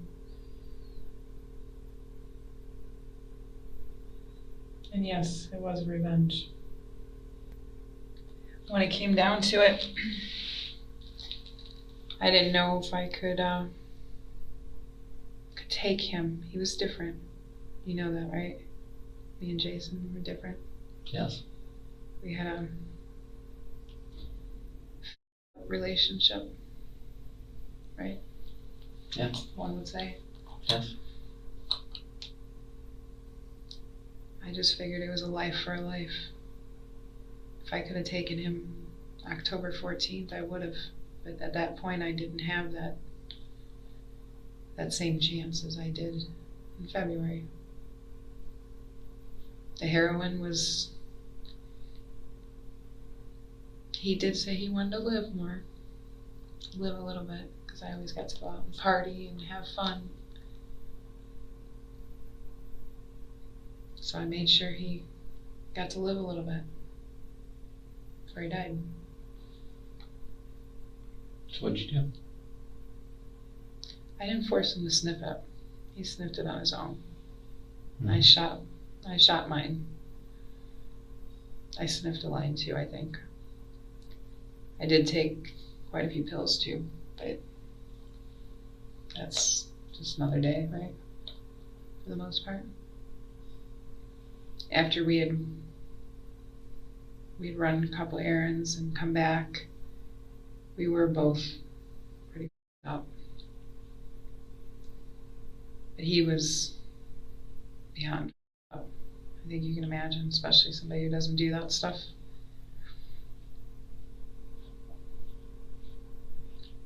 He was having a hard time breathing. I think it was getting to him. Now you had thought that I had given him more heroin. I didn't need to. That stuff was so raw. I hadn't had heroin that strong in a long time. So I didn't need to give him any more. He was up enough. He started getting sick. I did hold his nose. I didn't hold his neck. I held his mouth though.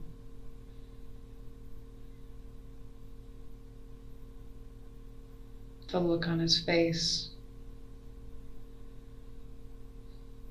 was confusion, fear. More confusion than anything. Did he do anything? He didn't move much. He choked. He was vomiting at that point. He was vomiting while you were doing it. Yeah.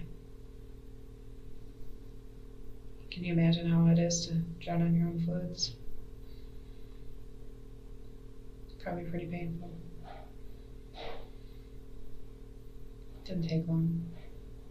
Kelly asserted that her motive was revenge, killing Jason for taking Chris's life. She painted herself as a victim of her husband's cruelty, seeking justice for Chris. But detectives suspected this was just a convenient story to distance herself from Chris's murder. Did you really only decide that day to kill him? Yeah, I mean, there was like a fit decision that day, I'm going to do it? Or was it a week you'd been thinking about it, but just trying to figure out when? I thought about it every day since October 14th. I know, but I mean, to sit down and... It was that day, that morning. But I mean, so since October 14th, you thought about heroin and doing it that way? No, I thought of every way. Every way to kill him. Every way. What would be the most painful way? You know, one of the most painful ways? Drowning. Suffocating. So what happened to him? He's looking at you during this, right? Yeah. What did he do? Did he grab you? No. Could he not? I don't think he could. His hands weren't held down, but I don't think he could. Or maybe he just So where were you sitting on his chest? I was sitting... He was... Do you remember I told you he was on the bed? Yes. He was on the bed like that. Yes. I was kind of like on his lap. Yeah, on his lap. On his stomach, I guess, a little bit too. But I wasn't holding his hands. I gave him a chance. He didn't even grab you. No. He couldn't grab you because of the amount of heroin. I don't think, yeah. I think the amount of heroin. He was... You're telling me you never stuck a needle in him? No. He has 3 times the lethal dose of heroin in his body. Could you imagine what I had in mine? He has 3 times the lethal dose. And yet, he's still alive. He was still living in order for you to be able to do what you did. Right. Did you think that maybe the heroin would just kill him? No. No. She laughed. She said I should stay away from guys. They'll end up dropping dead or end up in a psych ward. Yeah. Maybe true. You never know. It is true. Yeah. Yeah. Interesting. So I try not to date much. Yeah. He deserved it. He hurt a lot of people. Jason did. I'll never feel bad for that. Kelly wanted Jason to suffer, but was her boyfriend's murder the true reason for his gruesome death, or was there a deeper, darker motive at play? How many are you actually responsible for? Do we have to do it all right now? We're not going to do it all right now. I'm asking you one question. They're going to come, I hope. We'll walk in the Sally Port. I never lied about the number. What number? The number I gave you. What number? 21. That's Jason's right there. So Jason has 21 on his own. Or Jason has 11 on his own. 11. And you're telling me you've killed 21 people. Jason being one, Chris no. I didn't kill Chris. You're lying. Seriously. You're lying. I give you my word. You're lying. Totally lying. My only thought of where you lived. You don't think I saw you? You know how much time I drove around Hobart? You know how many times I saw you? No. No. I have no clue.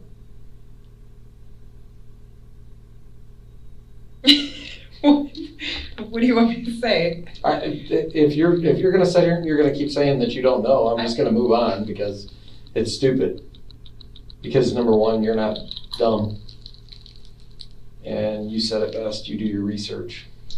Maybe I am dumb. So no, you aren't. I wish I was. I'd be Give happy. me a break. If I was dumb, I'd be happy. Oh yeah, I know. You already told me this. I would. Instead of showing remorse, Kelly took a disturbing turn. She started flirting with the detective during her confession. As she spoke about the murders, her demeanor remained unnervingly calm, even playful. She seemed more interested in manipulating the situation than acknowledging the gravity of her crimes, offering sly smiles and coy remarks. It was as if she viewed the entire interrogation as another game, rather than the serious confrontation it truly was. You want to be my new roommate? No. Can't. No? No. Why not? They don't allow that. Can't blame me for asking. Although the interrogation with Kelly had concluded, the unsettling truths about the Cochrans kept unfolding. Neighbors soon stepped forward with a chilling revelation. Never requested us before and any time after that. I mean, amount of meat, like, there's like $150, $200 worth of meat just alone.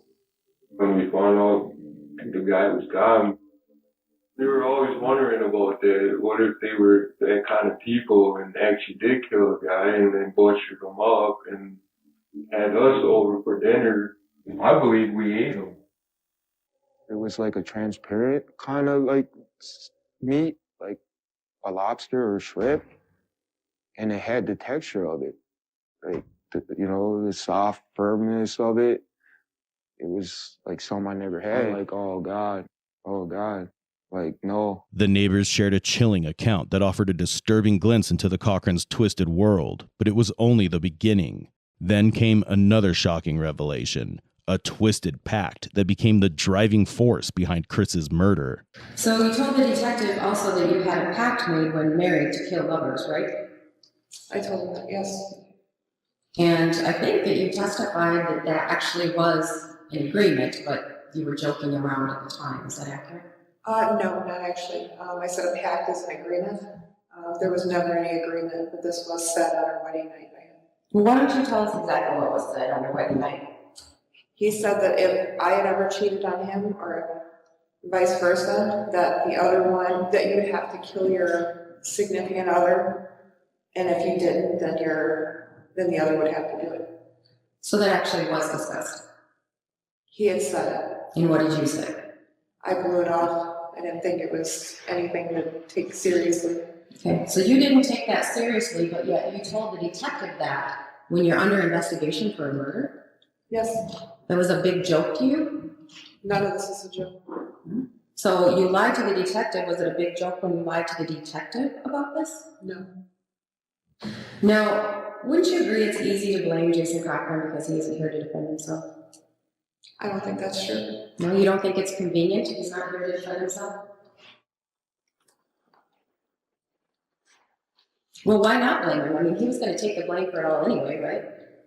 He was never going to take the blame for it. Kelly's reign of terror had come to an end. Now it was time for her to answer for her crimes.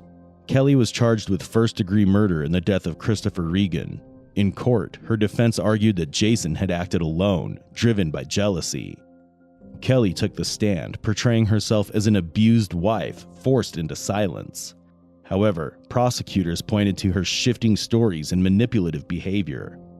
After 3 hours of deliberation, the jury found Kelly guilty.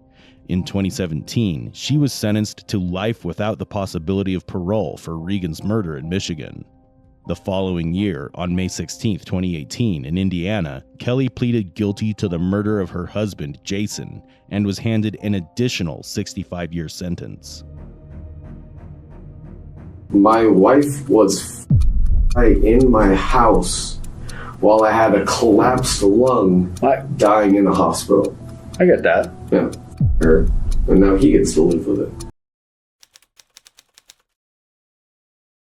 This is Dylan Jennings, whose life took a terrifying turn the moment he watched security footage from his own living room. What he saw on that screen shattered his reality and dragged him into a nightmare. And so I broke into my brother's apartment.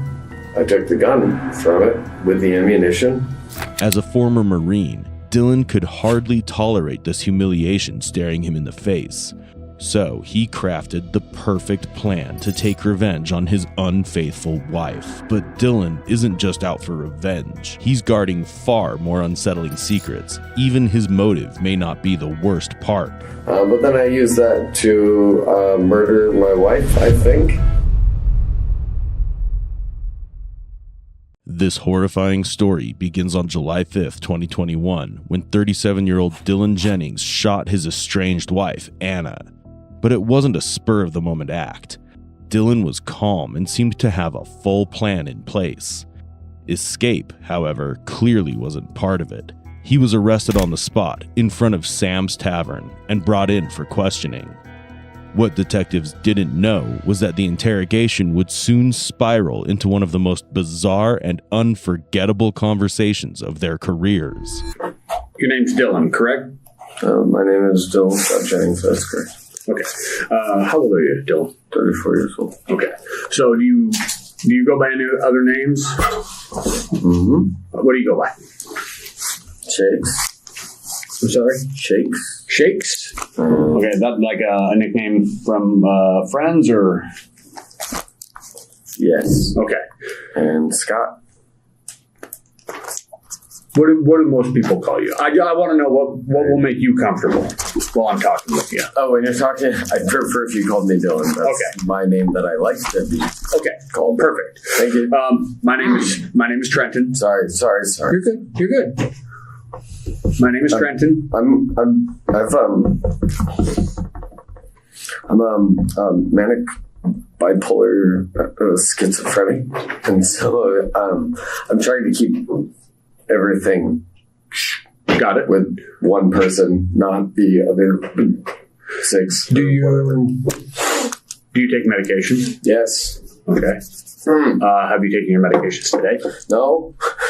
When was the last time you took them?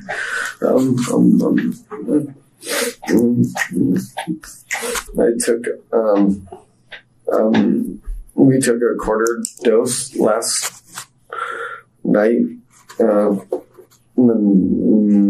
6 at 6 o'clock at night. Okay. Yeah. So last night at 6 o'clock at night, I took a quarter dose. Okay. So just so we're clear. Yep, I understand. By last night, you mean last night, the 4th of July, midday, 6 o'clock p.m. On the 4th of July. Yes. Okay. Do you know where you're at right now? I have a sneaking suspicion. What might that be? I assume that I am in a jail of sorts because I have handcuffs. Okay. Do you know what city you're in? Seattle. Sorry, Liv. You live in Seattle? No. Okay. No. I live in Edmonds. Okay. Who do you live with in Edmonds? Just myself. Okay. You got an apartment or a house or something there? A house. Okay. So I used to work near Edmonds. Where's your house at? It's, 224 or 82nd place in 224. Okay, I know where that's at. So I used to work in the Lake Terrace. It's about like Rich 99, I think. Yep. Yep. Yeah, not too far from there. All right, so you seem to have a pretty good grasp of time. Like you understood that you took your medication on the 4th at 6 p.m. You know where you live. Yeah, do I have my medication? Sorry. So on 4. You're good, man. Please stop. I'm sorry, what was the question? What brought you here today? What, did I get into a DUI or something? Did I get in a car accident? No, you didn't get in a car accident, bud. So what happened? Well, do you know where you're at right now? No, I have no idea. Okay. You're in the Bellevue Police Department. Okay. You're in a holding cell in the Bellevue Police Department in an interview room with me, Detective Chapel, and Detective Moriarty. Okay. Dylan, an ex-Marine, married Anna Lopez on July 4th, 2019. Though their relationship was far from perfect, no one ever expected Anna to be brutally murdered in public, let alone by her own husband. What's even more shocking is that from the very beginning, before detectives could ask a single question, Dylan laid everything out without a trace of remorse. But here's the twist. He's unusually forthcoming about his mental health, claiming to suffer from bipolar disorder and schizophrenia. Now, the detectives are about to dig deeper and determine whether Dylan's confession is grounded in truth or just an epic performance to manipulate the investigation. Okay, do you know why you're sitting in a holding cell in the Bellevue Police Department with 2 detectives? I thought that I assumed that I got drunk or something. I got drunk. Okay, were you drinking earlier? Oh, yeah. I'm always drinking, technically. Okay. Well, okay, were you drinking alcohol earlier? Yes. Okay. What were you drinking? What type of alcohol? Coors Light. Okay. Very mellow. You happen to know how much Coors Light you drank earlier? Yeah, like 3 beers. Just 3? Okay. Yeah. So you drank some beers. Did you drink any other type of alcohol? Yeah, I had I'm sorry, it's really frustrating for me. And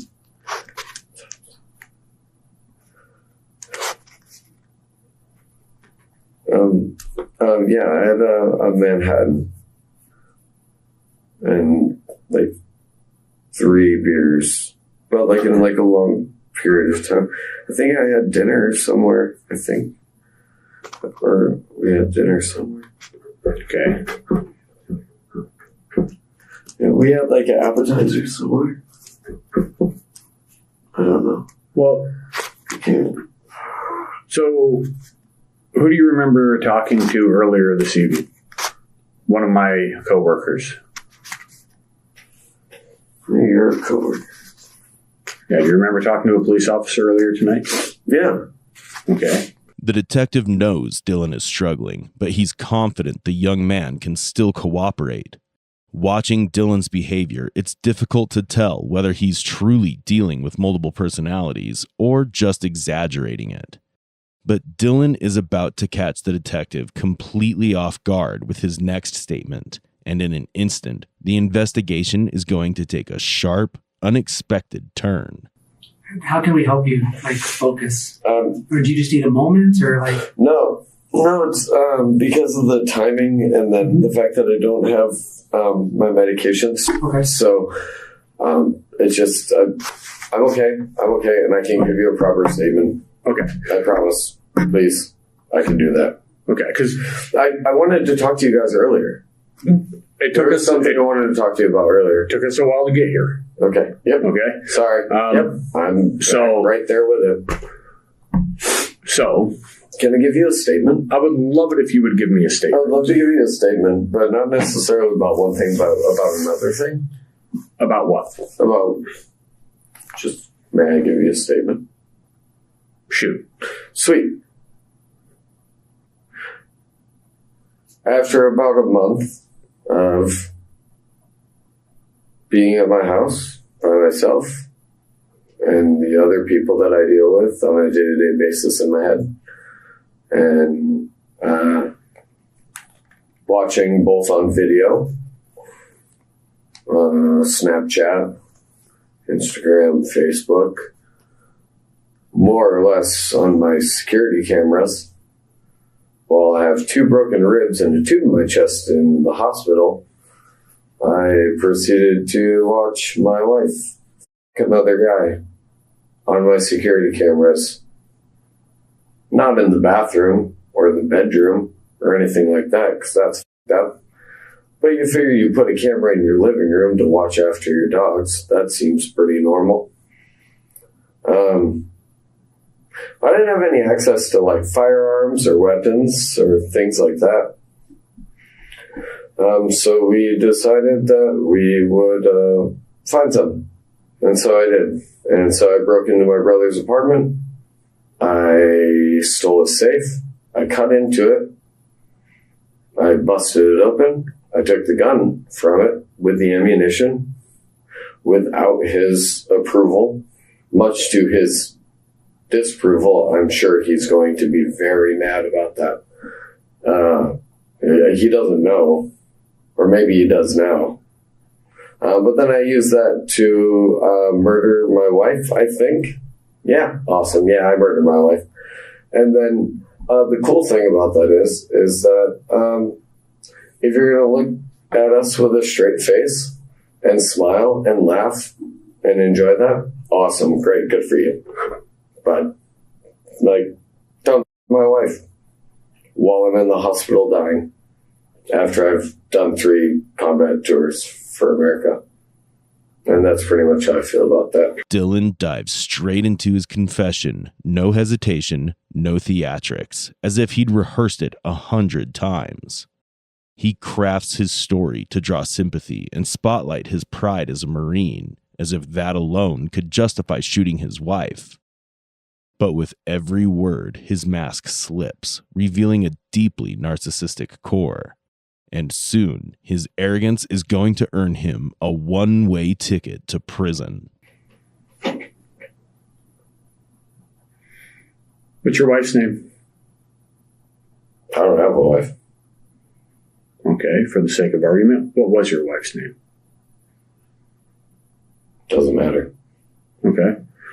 Do you know who she was having an affair with? Yes. What's his name? Doesn't matter. Okay. Do you know how you got to Bellevue tonight? Oh, you know what? You'll already know the guy's name because he ran like a scared little from us earlier. Okay. I'm sure he made a statement. Sorry. Where did he run from? Oh, sorry. Stop. Where did he run from? Down Main Street. Down Northeast 8th towards the mall, I guess. Okay. Where from, though? Where were you at when he ran from you? On the corner of the sidewalk. We were on the corner of the sidewalk. Okay. Bellevue's a big city. Help me out here. We were in front of a business, in front of a building, in an intersection. Where were you at when you saw this guy and he ran from you? On the corner of Northeast 8th, right by US Bank, because we were by there because we had to take care of business in that sense. So it didn't matter either way, it was a fact. Okay, when you're saying take care of business, you mean go and shoot your wife? Yeah, I was talking about murdering my wife. I murdered my wife with a gun and bullets. I don't know. I know it's really bad. I don't know what else anyone wants from me. I can only watch my wife for 6 days straight in the hospital for so long. Sucks. It's really tough times. And I'm not going to say that I understand that because I don't understand that, but I can see how that would make you upset to a point where you might do something like that. Yeah, it made us upset. But what my partner and I are trying to do is we're trying to understand all of it. Dylan's arrogance fills the room as he looks the detective dead in the eye and refuses to say his wife's name or the name of the man she was with, Jeremy. To him, they don't deserve it. In fact, he smirks as he recalls how the guy ran the moment he saw him, like it was some kind of victory. But the truth is, Anna's betrayal didn't just break his heart, it shattered his pride. And soon enough, Dylan admits it was never just about love or heartbreak. It was ego, vengeance, and a plan he'd been perfecting for a long time. His self-absorption becomes even more apparent when detectives question him about how he acquired the murder weapon, revealing just how calculated his intentions truly were. And I can see that. But we're trying to figure out, everything, right? Mm-hmm. You just told us exactly what you did. I want to ask you more pointed, detailed questions. Mm-hmm. Okay. How did you get to Bellevue today? I have no idea. Did you drive a car? One of us took us here. Do you have a car? I do have a car. Okay. It's not in Bellevue. We didn't take that. Okay, what kind of car is it? What kind of car do you have? Dylan has, I have a black Corvette, a Chevy Corvette. It's at my house. Okay. Sorry. It's not good, man. I don't mean to. Sorry. I'm trying really hard to stop the twitching and kicking. Sorry. I left my car at home this evening. Okay. How did you get to your brother's? Huh? How did you get to your brother's? I went.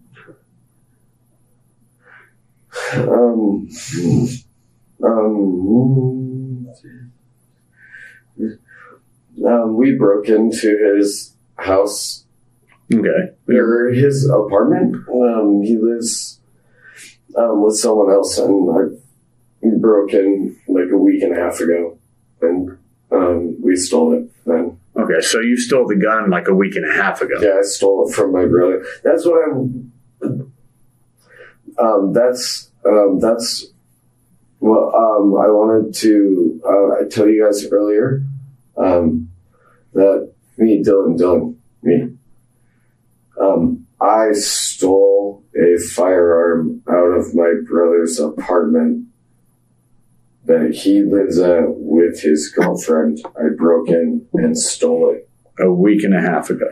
Yeah, he had a safe, and I stole the whole safe, and I took it home, and then I cut into it and broke it, and he didn't know that I had it. Well, how did he not notice the safe missing? He had it like buried in the bottom of his closet. I broke through. Well, I didn't break through, but I just jimmied the door of the apartment. Dylan is a smart guy, and he's proving it with every statement. The gun Dylan had wasn't authorized. He stole his brother's gun from his apartment at least 1.5 weeks before killing Anna. This shows just how meticulous he can be. But the detectives need to find the murder weapon, and now it's time to see whether Dylan will be as cooperative as before when it comes to helping them locate the gun. So you got the gun for one reason and one reason only. Huh? You went and sorry. You went and got the gun with the intent to go and murder your wife. Yes, 110%. Okay. How did you know where to find the gun? I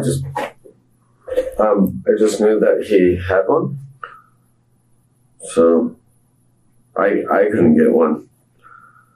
So I had to get it from him. Because someone had to get it.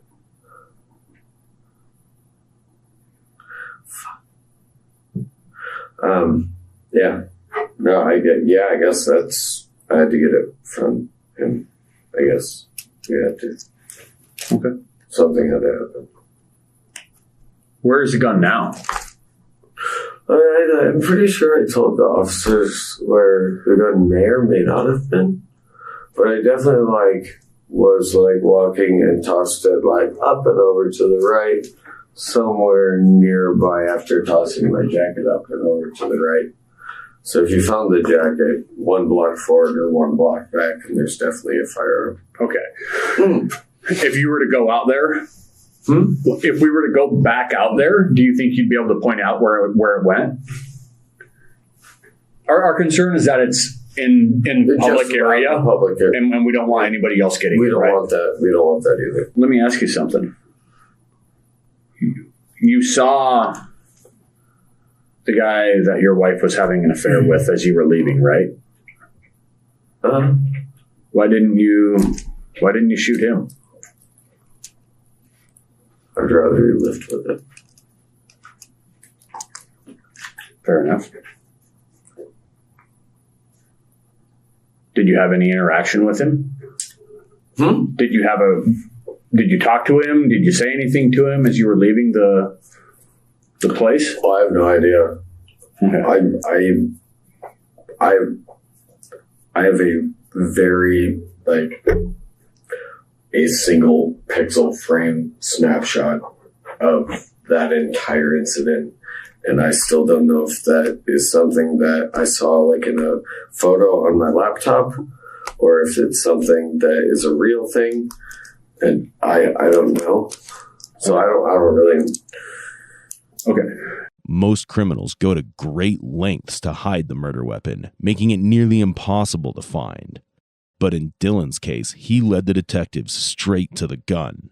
Yet the moment they press him about the man Anna was seeing, his calm starts to fracture. Whatever he's been burying isn't just jealousy, it's something far more dangerous, and it's clawing its way to the surface. I think you know exactly what happened. And the reason I believe that is because I've been doing this job for a while. I think I know what happened also. Okay. I don't know if you know what happened because you have been going back and forth from this persona saying I, we, Dylan. But you told me in one fell swoop exactly what happened from A to B tonight.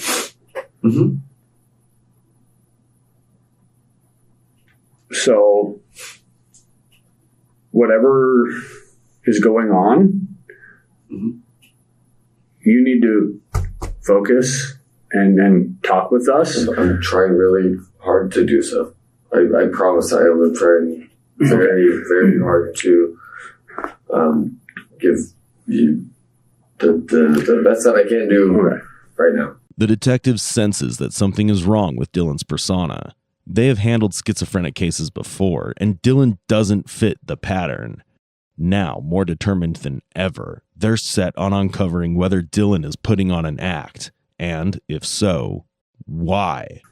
How you got to Bellevue tonight? That's a piece that's missing. You gave me very specifics about what happened from you getting the gun to what, as you said, murdering your wife. Yep. Oh, killed my wife. And you don't seem to remember how you got here. I rode a motorcycle here. You rode a motorcycle? I did. Okay. Fact. Whose motorcycle? Mine. Where is it currently parked? I put it in the W Hotel. It's parked at the W? Yep. Mm-hmm. Not the Westin. The W. Or the W or the Westin. Is it the one that has with the big white W up on the side? It's go left down past the mall, turn left, make a U-turn. Okay. Turn right. There's valet. I couldn't have valet because it's a motorcycle. So we parked it down in the parking garage. Do you recall second floor? I think so. What kind of bike is it? What kind of motorcycle? We have a Yamaha Star 250. Yamaha what? 250? I'm sorry. I have a Yamaha Star 250. Is that like a enduro bike or? Looks like a little roadster thing. Okay. What color is it? It's maroon. Maroon? It's awesome. And it's registered to you? Sorry, what? It's your bike. It's in your name. Yes, sir. Okay. It's my bike. Yeah, that's how I got to it. Dylan is taking a long pause before answering where he parked his bike. Finally, when he answers, and this time he refers to himself as I, emphasizing that it's Dylan who's answering straight and not the other personalities. This is the confession the detectives have been waiting for, but there's more to it. Dylan is about to confess why he chose to murder Anna in a public place instead of at his house. Where was she in the restaurant? I have no idea.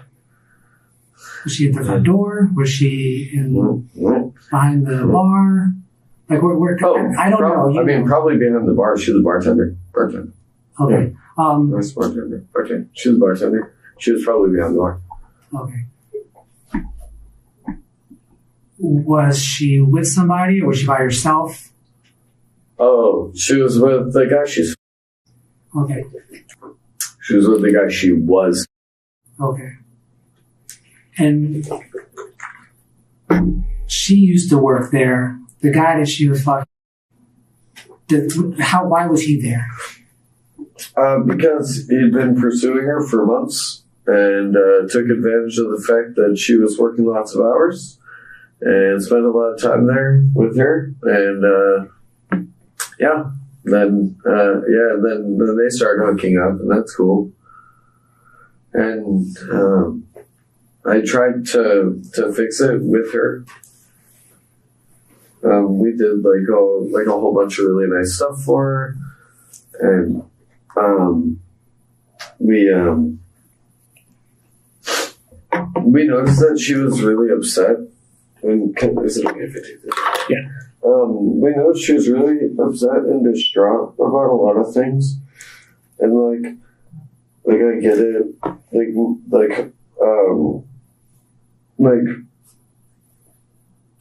her and we have a lot of mental health issues between all of us, and we always kind of like agreed that, you know, whatever it was, we would always just talk about it and work it out together, and we always did. And like we'd sit down, have dinner, hey, like, I hate it when you steal all the other crayons. Fake example. Sorry, won't steal the other crayons anymore. The big issue. And we always did that for years, for 4 years. The guy who was pursuing Anna was a regular at the bar. Dylan had been quietly tracking their routine and caught them in the act when they were cheating on him. His calculated and proud Marine discipline carefully planned exactly when, where, and how to take his revenge. Yeah, we watched her do that on a video camera for like 6 days while we were in the hospital dying. That's cool. That's great. Love that.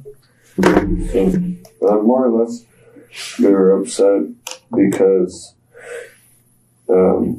she lied to us about it. Even though it's stuck here. Look, see. And then we kind of sat down, or I sat down and thought about it a lot and presented her with what I thought was a pretty good out. I kind of gave her a list of things that we wanted her to do, which was like spend time with us, like not go out drinking after work, like be at home, like, you know, don't go out with your friends after work since they're the ones that have you cheating on us. And on my part, I said that we would go to PTSD support group classes and more mental health care classes, because I do all of my health care. Tried to hire a lawyer or something and sent all this stuff. And her lawyer and her parents went back and forth trying to come up with ways to get out of this per the emails. And, well, what if we said he did this? Or what if we say he did that? Which is just defamation of character. And quite honestly, we didn't appreciate that. We didn't like it at all. That someone would, for monetary reasons, say, well, this is what we're going to lie about to someone else over. And we didn't appreciate that. Okay. And so we made sure that that wasn't an issue anymore. All right. Well, Dylan, it sounds like you did everything you could do to try to fix. Tried to do everything in our power to make it happen in the best way.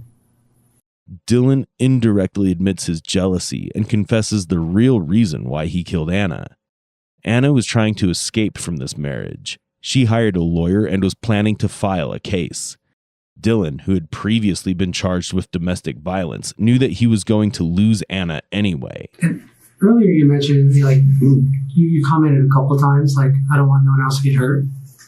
Yeah, we don't want anyone else to get hurt. Is that why you waited till the end of closing before you went into? Absolutely. Okay. Mm-hmm. That's why we waited. Yep. How long were you outside waiting before you actually went in? We were outside for 3 seconds. I don't know how long. Oh. We just walked in. We walked from where we were to where we were, and that was it. Okay. All right. Gotcha. Last question.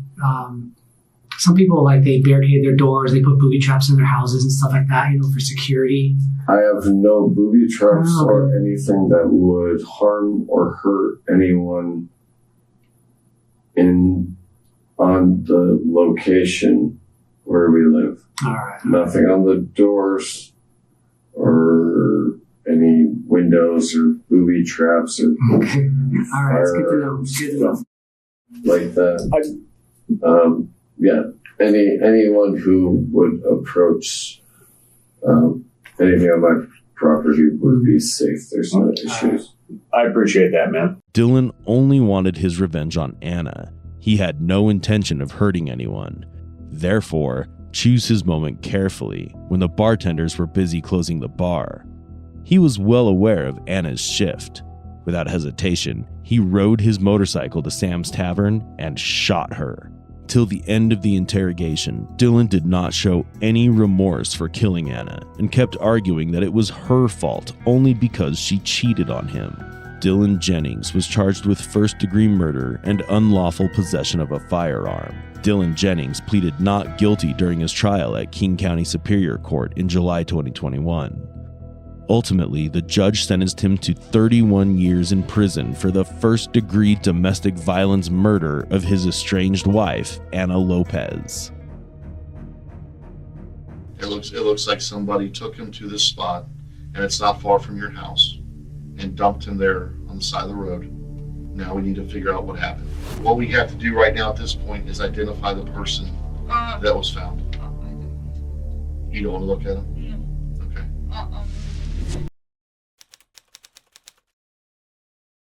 This is 32-year-old Angelina Hamrick, who has just learned that her husband, Jason Hamrick's body was found only half a mile from where she's been living. But even more striking is her reaction to the tragic news. He's going for an autopsy. Like I said, it was so hot out that his skin's cooking. And there are bugs and stuff like that are there, so. At first, Angelina appeared to be an innocent and frightened wife, but it was all part of the script she wanted to follow. He get hit by the car or something? No, he didn't get hit by a car. But you saw the body, right? But I didn't move anything. But you sure it's Jason? And behind all this act was a sinister story that Angelina wanted to keep hidden. I'm just shocked. You just told me that 5 of my kids are dead and my boyfriend killed him. Jason's body was found in the Tate Township area in Ohio by a passerby on June 30th, 2019. Shocked by the gruesome scene, the witness immediately called 911. 911, where is your emergency? There's a dead body laying at the end of our driveway. Oh my God. I'm sorry? Yes. It's laying in the ditch. It looks like somebody's tried to cover him up. It's a man. Okay. My wife just looked over and seen it. I'm sorry? Are you with him now? No, he's dead. How old is he? I have no clue. It looks like somebody just tried to cover him up. Hold on just a second for me, okay? Jason's body had already begun to decompose, making identification challenging. Although the details of the investigation were initially unclear, authorities suspected it could be him. Given the proximity of the house where his wife, Angelina, was staying, officers brought her in for questioning. It is a little chilly in here, isn't it? So, I'm Sergeant Parker. I introduced myself to you at your residence. Detective Allen's going to be here with me. Obviously, you've had the deputies at your house all day today. We took a missing persons report for your husband, Jason. We need to clarify some things as far as when you last saw him. Do you remember what he was wearing or anything like that? I don't remember. I know that when we came home with the kids, he wasn't in the house. So okay. Last time I saw him in bathing suit. Okay, you last saw him in a bathing suit. What day would have been that you last saw him? Because today's Sunday. Said Saturday because we woke up. He wasn't in the house. There you go. Thank you so much. You said you think it was Saturday? Yeah, Saturday morning, but usually leaving for work and sometimes working on the weekend. Okay. I worked for him a long time ago on the weekend. I remember that. Okay. I had to go somewhere at 5 o'clock. Does he have any tattoos? No, none of I know. No tattoos, no. What about scars? Has he had any surgeries or anything? He had on his ear removed in the mall. Okay. I don't know. Nothing else I can remember. Okay. I know I'm somewhat familiar with you and your husband had a pretty rough marriage. It wasn't rough. We've been living together for months now, and I've been there in the house. Everything was fine. How long have you been back in the house? Since but I'm sure it's about a month. About a month. The house Angelina mentions is the one near where Jason's body was found, a house that actually belonged to Jason himself. But I guess today the concern was that Jason was supposed to take the 3 kids to meet his. What he told me that I asked him because he have a cane on a Monday, and I told him, do I need to find a sitter or what you gonna do with the kids for this time? He said he gonna take them in the evening on Sunday. So I didn't worry about it. So he told me he gonna take them there on Sunday evening, so I waited till Sunday for him to show up. And when he didn't show up in the morning, I asked kids, hey, where's your dad? Do you know? Call your grandma and ask her if she knows where he is. Okay. So is that his mom and dad living in? Is that his stepdad? Stepdad. Okay, Mr. Oliver. Is that his name? Okay. So Jason was supposed to take him there today, apparently. And when he didn't show up, Mr. Oliver called us and asked us to come out and make contact with Jason. Yes. And if today is Sunday, again, I know you made a report. You talked with Deputy Shepard, Corporal Cooper. They were at your house today. You said you believe you last saw him. When did you said you saw him at the pool? Friday. Friday. Do you remember around what time? We left at 9, so we've been swimming in the pool. And he said, hey, let's go get a pizza. Okay, let's drive get a pizza. So we went to the Little Caesars. They probably can pull their camera to see which Little Caesars did you go by to? the Kroger's. By the Kroger. Yeah. In Emilia? In Emilia. Okay. And that was Friday night? Friday night. Yes. What did you guys order? Pepperoni, just large one pizza pepperoni. Okay. And did you pay with cash or did you pay with? Visa credit card. Credit card? My credit card. Okay. What vehicle did you guys drive? My vehicle, gray Ford. The gray Ford? Mm-hmm. Now, I saw a gray vehicle in the driveway. That's yours? It's mine. I saw a red van. It said something. Van, it's his, and all the rest of the cars is his. I saw, were there 2 cars in the garage? Yeah, they're truck and Pontiac. It's his. A truck and a Pontiac. Okay. All right. All those cars run? Yes. They drive? Okay. Yeah. All right. So Friday when you guys come home from the pizza, you didn't see him after that? We came to the back door, but it was locked. So we came through the front door, and I told him he's probably sleeping, don't want us to be loud. So let's just quiet eat pizza. So we had pizza in the kitchen, and I went upstairs to watch the movie in my room. We have projectors, so big TV, and there's popcorn everywhere. Okay. So what we've been doing is watching TV there very quietly, and then when it was like around 12 or 12:30, and kind of late, so I told everybody, hey, let's just be quiet and go to bed because I don't want to wake him up. Okay. But you haven't talked or seen Jason since No. you guys left to get your pizza? Yes. Okay. Has anybody else been to your house since? I didn't see anybody. The garage door was open, but the back door was closed. So I don't know. When you left? No, when we came back. When you came back from eating pizza, the garage door was open? Yes, because I know for sure it was closed. Okay. So someone had to open the garage door while you were gone? He probably came to the car and opened it, I don't know. So, okay. But it was kind of weird if he went to bed while garage door is open. So, it's strange. What I'm saying is that you know of, no one's been at your house? No visitors? None of I know of. Okay. Now, I noticed when I was at your house, you guys have the cameras. The cameras on the doorbell. How are those activated? Through his phone, something. What I'm saying is, do I have to ring the doorbell to start the camera? Yes. Or does it just start up with motion? It's starting with the motion. With motion. And that's on his phone? Mm-hmm. Okay. That's not on your phone? No. I'm not supposed to legally stay in the house, but he let me in. I lost the job, so the only income I have is what he paying me. Okay. All right. It's clear she knows more than she's letting on. What stands out, however, is that she's the one who brings up how Jason continued to support her after their falling out. This may be a subtle attempt to paint herself as someone with no motive to harm him, but will this strategy actually work in her favor? Have you guys been getting along? Or have you been fighting? Or No fighting. Okay. Has he hit you before? 2 years ago, but didn't hit me anymore. Like when we stay in the house, no. Okay. Have you ever hit him? No. He would have fight back. Okay. All right. I know the deputies too asked you about if they could search your house and the cars for a gun. And I guess he was given a gun or issued a gun through his job as an Air Force recruiter? I'm not sure, really. I'm not sure. But he's not security force. He's a recruiter. A recruiter, okay. But they said he had a gun. He had a gun, yeah. I saw the gun in the house, and I told him to take it away because kids can easily take it. It didn't have any lock. When I saw it, didn't have a lock, so I told him to. You were concerned about the kids getting it? Yeah, because my oldest son said, he said, I will go to Dad's room, get a gun, and go shoot.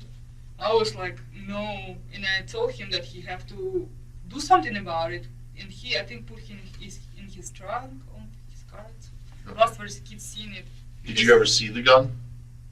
I saw the box. Okay. Big box, little box? Big box, but it was kind of locked. She first claimed the gun was never locked, which is why she feared her son might get into it. But now, she says she saw the box and it was locked. While this detail may not seem crucial to the case, these small inconsistencies can reveal a lot about the suspect's character. I saw it once, yeah. You saw the gun once? How big was the gun? I don't know. Like this? Like this? I know it was like grayish, and maybe I can't really tell you. I don't remember. Okay, all right. You were asking, have we found your husband? And the answer is, we may have, we don't know. Because a body was found up the street from your house. We think it's Jason, but we're not 100% sure at this time. Because he's been there at least a couple days, probably. And, I mean, obviously dead, but we don't. At this point, we had to call out our investigators to take pictures of the scene because we don't believe he just walked to this place. We believe that someone took him there. There's reason to believe that they're at the scene. So, at this point, we're trying to identify the person that we found. If there's anything you know at this point, this is the time to say it, because anything we find out after this point that you don't tell us looks really bad. I don't know where else. You can ask me anything you want to. Okay. Well, I'm just so you understand. I'm just letting you know that if this is Jason, we don't believe he died of natural causes, and we don't believe that he walked to the place where he was found, and we believe someone put him there. So that means that someone else would have had to been involved with causing him harm. So that's why you saw the police cars coming. That's why you saw everything else. I was just curious. Maybe somebody not feeling good or something. Somebody ran. I don't know. That's why I saw all the police coming in there, like with siren and stuff. I was curious about. Well, like I said, what we have to do right now at this point is identify the person that was found. I don't want to do it. You don't want to look at him? No. Okay. I'm really afraid. That's why I asked if he had any tattoos or if he had any scars. Scars. I know they took mole on his ear and on his lower back. They took the mole out. Okay. Yeah, on his ear for sure, because they've been cutting the moles off him. Okay. Well, like I said, that's why we asked you to come down here, just to talk with us, because we have to go. I know you spent a lot of time with the officers today, but it's at the point now where we believe we found him, and it's not like he died in his sleep. And like I said, it doesn't appear that he walked to where he was found. So he drove with somebody? No, it looks like somebody maybe drove and maybe dumped him where he's at. That's what it looks like to me. It looks like somebody took him to this spot, and it's not far from your house, and dumped him there on the side of the road. And now we need to figure out what happened. Because what they're going to do is they're going to take his body down to the Hamilton County morgue. They're going to do an autopsy. They're going to find out why or what caused this death. I don't know if it's. I don't know. I don't want to say it because I don't know at this point. I saw briefly his body, but I didn't touch anything. I didn't move anything, so I don't know. And like I said, it appears that he's been there for a couple of days.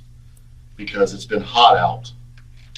So, and it was just tonight after that we left that he was found. So what I'm saying, Angelina, is at this point, if this is Jason didn't walk to this place by himself.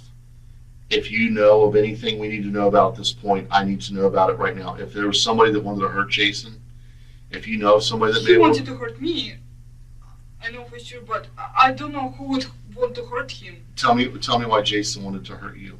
I found his messages. If you bring my phone over, I will show you, because I've been picturing everything I found. Okay. He was saying like antifreeze in my tea or something like this with his girlfriend.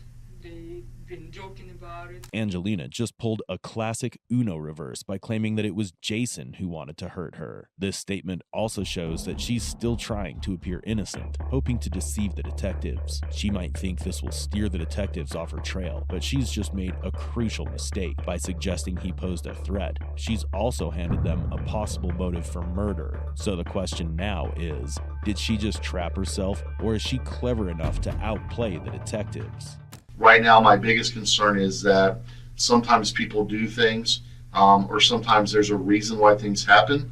He's been recruiter. He's been meeting people all the time. He's what? Recruiter. A recruiter? Yeah, and he meeting people from internet and stuff like this. Okay. All right. Is there anybody that you can think of that would be concerned? We didn't live together for 6 months. I don't know. Okay. These months we've been just avoiding each other, living in separate rooms. Okay. It's been even less, maybe 3 weeks, maybe months. I need to see the message when I texted him, so to tell you for sure. Okay. But it was like about a month. Yeah. Okay. So let's say, for instance, that I find out I know that he had sexual transmitted disease. Jason did, and how did he get that? I saw messages with his mother that he told her that something going on with him, and she told him if it's chlamydia or gonorrhea, it can be found in the urine. Okay. All right. So You've been messing with somebody, for sure. let's say this. Let's say that this person that we found is Jason. Okay. Based on what you've told me, that means that someone could have come to your house and someone could have taken Jason away from your house and hurt him. We've been, we left for like hour, maybe hour and a half. I don't know. Hour and a half maximum, because it took us like 25 minutes to get to the pizza place, and Sure. then we went to the Meyer gas station. Meyer gas station? Meyer, yeah, because I'm on rewards program and I have 10 cents of the gallon, so that's why we drove to the Meyer, and then we went home. Yeah, we didn't go anywhere else. Okay. So right now, what we're trying to do right now is we're trying to identify the body that we found. And like I said, we believe it's Jason. Okay, you don't have to look at it. Just ask his mom to do it. I don't want to do it. We'll ask. I'm really afraid of blood and everything. Okay. You're afraid of blood? I'm afraid. Yeah, if I see it, I'm gonna pass out. Is there any reason why you think that if I showed you a picture of him that he would have blood on him? No, I don't know. But if you told me somebody dumped him, he probably, I don't know. Or you said somebody dumped him? That's what it looks like. I haven't seen what his injuries are or what made him die. I'm assuming it's a blood or something. Or how he got killed. Did he choked or what? That's what I'm saying. I don't know. That's what the detectives there are Well, going. if it's blood, I don't want to look at it. Well, if it's different, I will try to, but please don't show me anything. We can have someone look at the picture to identify him, but what I'm getting at is, what if this is Jason? Okay, if it's his body that we have found, based on what you're telling me, it's possible that someone came to your house and there was a confrontation or something happened at your house that led to him being killed or led to his death. So that means that there could be evidence in your house, is what I'm saying. So we may need to go to your house to look for evidence. I don't know. I'm just letting you know that that's what's going to happen. Okay. So. I don't know. Probably know. Probably know what? I don't know who could want to kill him or anything. But if that's what's happened, you understand that our job is to find out who hurt him or who caused his death. You understand that, right? And that may mean that we may need to go to the house and we may need to look for evidence. Do you understand that? Okay. If Angelina really is the killer, she's playing her cards wisely. Her calm expressions may raise eyebrows, but claiming a fear of blood is a clever way to distance herself from suspicion, especially since Jason was murdered brutally, with plenty of blood at the scene. That fear works in her favor, but what if she is the murderer? That would make her a master manipulator, slipping up only by dumping the body too close to home. Or what if she never planned to get her hands dirty at all? What if she hired someone to kill Jason, so she'd never have to see the blood in the first place? There are still many questions lingering, and the answers will finally pour in. Because I want to be able to tell you whether or not the person we found, whether or not that's Jason. And I think it is. That's why I was asking you, like, what kind of clothes he was wearing when you saw him. You said he was wearing a bathing suit and stuff like that. He's in a bathing suit. It's all I can think of, because he got out of the pool when we left. Okay. Are you okay just sitting here for a little bit while we talk and figure this out? Because I want to be able to tell you if this is Jason that we found. And if it is Jason, like I said, we're going to have to do an investigation to figure out what happened to him and if someone hurt him or if someone caused his death. And that may mean going back to your house. I know you don't want to see a picture of the body we found, right? You said you don't want to see that picture. But I have a picture of the shirt. I have a picture of the shirt that the person's wearing. You can't see the person's body at all. Can you look at this shirt and see if you recognize this at all?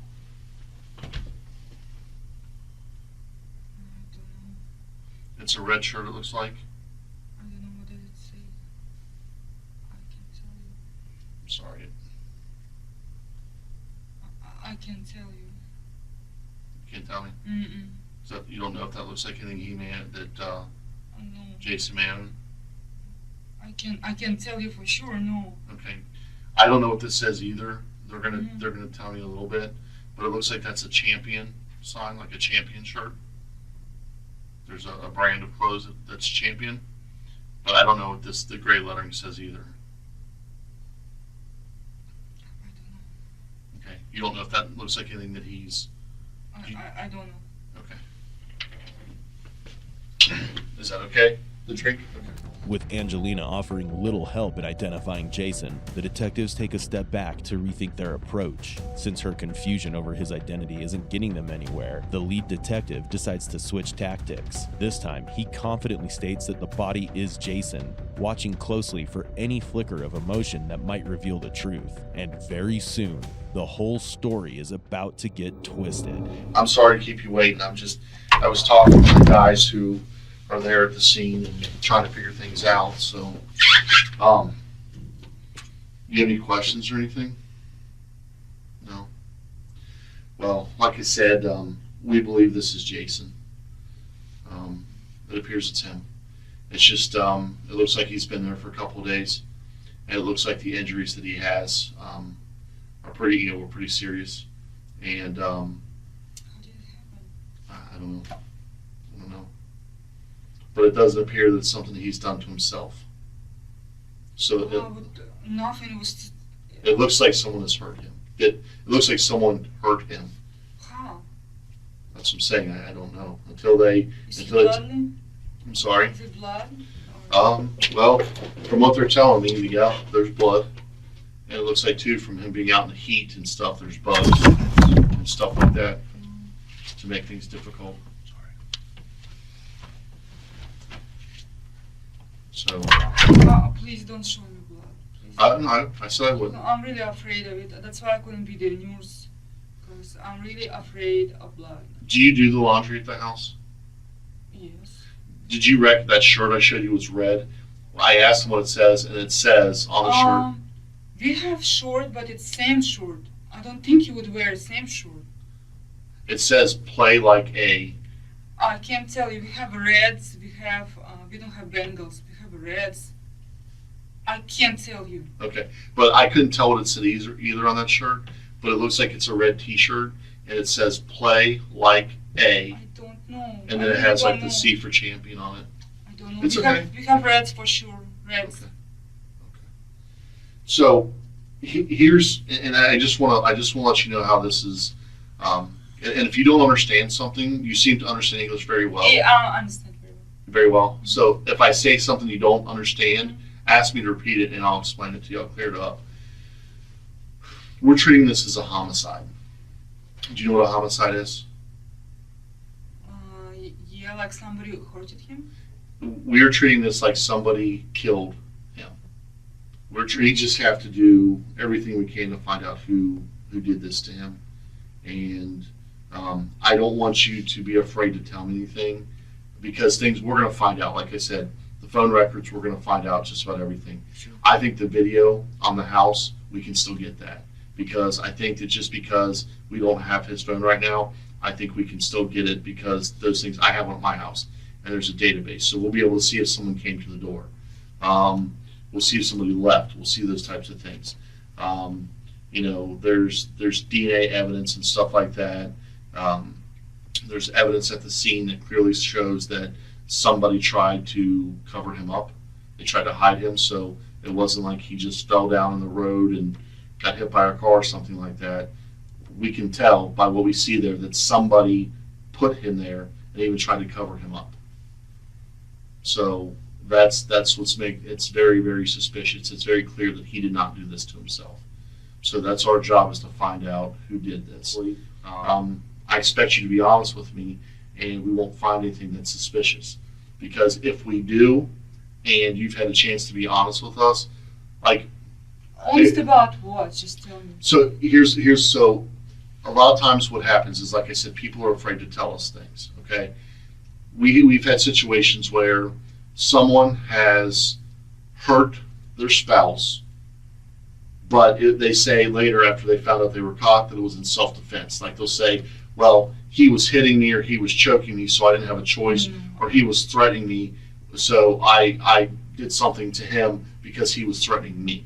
No, I didn't. We have those types of things all the time. Or they'll say, I came home and I found him and I didn't know what to do, so I didn't want the kids to see, so I got him out of the house. No, I didn't see anything like this. I didn't get anything out, and It's clear the detective is seasoned. He has already shut down any ridiculous excuses Angelina might throw his way. Now, she's left with only two choices: tell the truth or keep lying. But in a sloppy murder case like this, both roads lead to the same ending. One way or another, the truth will soon come out. But I'm just saying that because people, if I don't say that to you, and let's say, for instance, a piece of information that comes forward that says, I just don't know what kind of information.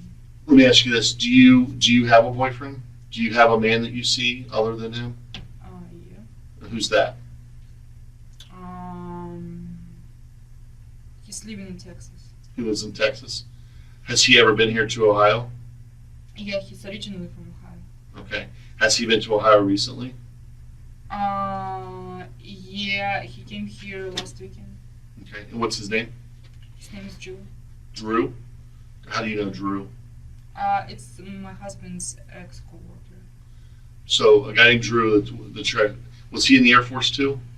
I saw that somewhere. What was his last name? Clark? Okay. So have you told Drew the things that Jason's done to you, or that he's tried to kill you? We've been talking about it, yeah. But... Okay. Do you think that would upset Drew? No, he wouldn't do anything like this. Well, but this is when people are killed, there's typically a couple reasons. Either it's over drugs, money, or relationship. Those are the most common reasons why people are killed. And do you watch the news? Do you see TV? Do you watch TV shows? No. Those are the biggest reasons why people will hurt one another, or those things. I can tell you what happened in the morning when we woke up with the kids. So. You guys don't care what each other do. No, we're going through the divorce, and he let me stay there, and I'm grateful, so I'm just not bothered. Has Drew? Have you told Drew that Jason, you think, is trying to kill you? I showed him the messages, but he said he don't think you're gonna do that. So. Okay. The introduction of Angelina's boyfriend, Drew Clark, sends the case in a whole new direction. She claims he wouldn't be upset if someone accused him of wanting to kill her, but that's hard to believe. Now, the detectives aren't looking at just one suspect. They have two. So the real question that remains is if this was a carefully planned murder carried out together by Drew and Angelina, or if only one of them was involved. But very soon, that answer is about to surface. So even though you guys are getting a divorce, I mean, you wouldn't want to see anything He's bad. paying right now $1,700 a month for me to live on my own. It helps me a little bit with the debt I have right now since I don't have work. So he's helping you though right now. Even though you guys are getting divorced, he's helping you. It's judge decision for him. It's withdrawal from his account and paying straight to my card. Well, I'm just telling you, if you're gonna show up tomorrow, please don't tell him what I told you. Jason is not going to be at the hearing tomorrow. You need to know Jason is dead. It's Jason. Jason is dead. No. I'm sorry to have to tell you that, but he is dead. I don't want to believe that. I And he don't didn't believe that. And he didn't die in his sleep. Someone killed him. Like you said, initially I didn't know that if this was Jason or not that we found. And now I'm telling you, yes, it is, because my guys have been out there for hours and they've identified it as that this is Jason that they found. Then we find out. I don't want to believe that. Then we find out. I don't want to believe that. I really. Then I we don't know how find to out. leave now. Then we find out that Drew's phone is here somewhere in Ohio. So now we're trying to find Drew. So, like I said, we may not find him tonight. We may find him tomorrow. He may be back in Texas tomorrow. I don't know. But we're going to find out if he came up here, if he rented a car, if he got an airplane, if he got on a bus. We're going to know these things. I just don't want to know, gosh. But like I said, the most important thing is Please just even stop. if you care about Drew, if Drew's ever said anything about that he would hurt Jason, I need to know He that. didn't say that. Both Drew and Angelina have clear motives to harm Jason, but with the focus shifting to Drew, Angelina starts to feel like she's off the hook. What she doesn't realize is she's far from safe. The detectives are still watching her closely, scrutinizing every reaction. It really scares me that you told me his phone in Ohio. I'm really afraid now. I think Drew may have done something stupid because he cares about you. I don't think so. I think it's one of Jason's applicants or whoever, and I still don't think it's a Jason. But why would what would an applicant benefit? He's meeting drug addicts, crazy people. Sometimes he even telling stories. Drug addicts, when they do things, they steal. There's nothing missing from your house. No. Okay, so There's nothing to steal. They're not just going to go kill somebody for no reason. But when people kill people, there's a reason behind it. Maybe somebody didn't like Air Force people. We don't have people just going to kill Air Force people. In fact, this type of thing, a murder, doesn't really ever happen. I saw this on TV. We've been watching together that some guy was shooting the military people and went to the Navy base. I think that's far-fetched. I think that the bigger picture here is that when someone gets killed the way that Jason did, someone has a reason to do that. And right now, the only person I can see that has a reason to want to kill Jason is Drew. I could be wrong. You're wrong. I could be. I'm not going to say I'm 100%. I think he's But been at work. those are the things. What happens if tomorrow I call and Drew wasn't at work on Friday like he was supposed to be? Or he's not there now and they don't know where he's at? What happens if we find Drew driving a car here in Ohio? Does that change your mind at all then? Does that then make you think that he could have done something? Because why else would he be here? I'm just shocked. You just told me that 5 of my kids are dead and my boyfriend killed him. Possibly. Your boyfriend possibly killed him. And I just need to know from you if has Drew ever even said, I'm so mad I could kill him? No. Angelina's theories are wild, but her imagination isn't helping her case. It looks like she's trying to spin new theories just to make the case more complicated. Meanwhile, the detectives pointing fingers at Drew might just be bait, waiting to see if Angelina takes the easy way out and blames him. If she does, without knowing the full picture, it'll show she's quick to accuse, and that slip could shatter her calm image and push her closer to appearing guilty. But I'm saying that it's possible that Drew may have hurt Jason and killed him because he was doing something for you. I'm not saying you asked Drew to do it, but I think Drew may have done this because he thought that this was your way of getting away But from Jason. why would he do it? It's pretty obvious if something happened to Jason, he would think on my boyfriend.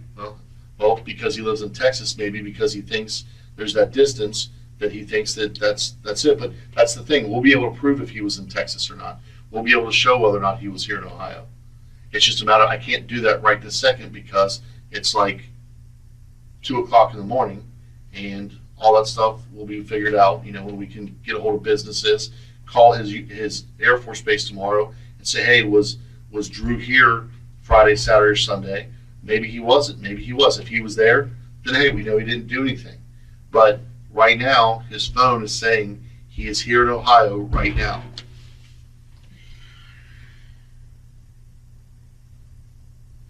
So scary what you're telling me. And all I'm saying to you is, if Drew has ever made comments about hurting Jason, No, he didn't. or even texted you, I need to know that, because if you tell me that didn't happen and then we find him later, it makes it look like you're being dishonest. You heard, instead of grieving, Angelina mocked Jason's death. Still, it wasn't enough to prove anything. Later, Drew agreed to wear a wire again, this time meeting Angelina in a hotel room rigged with hidden cameras. But things took a sharp turn when Angelina grew suspicious and even destroyed 2 of the cameras. That bold move didn't just raise red flags about her, but also made the officers doubt Drew. So he was brought in for a polygraph test, and that's where the sinister story finally came to light.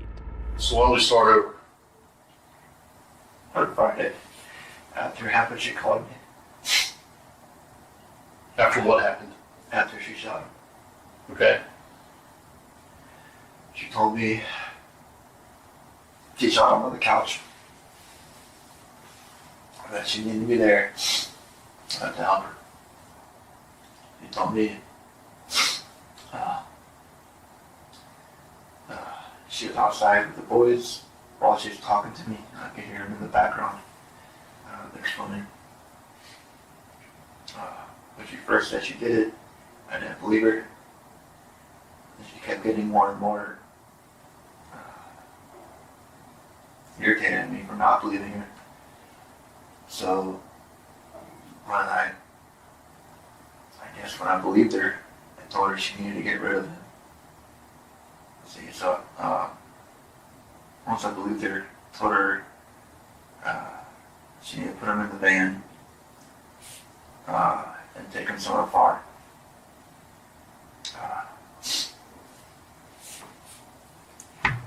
She said spot down at our brother's old house, and I agreed to that. It's down in Bellevue. There's at the bottom of the street. There's like a VFW type of place, like a bar, a gravel parking lot, and then a park. On the end, the riverside of the gravel parking lot, there's a bench that she and I have had sex at before. In front of that bench is a pretty steep hill with a bunch of trees and stuff, and then the river.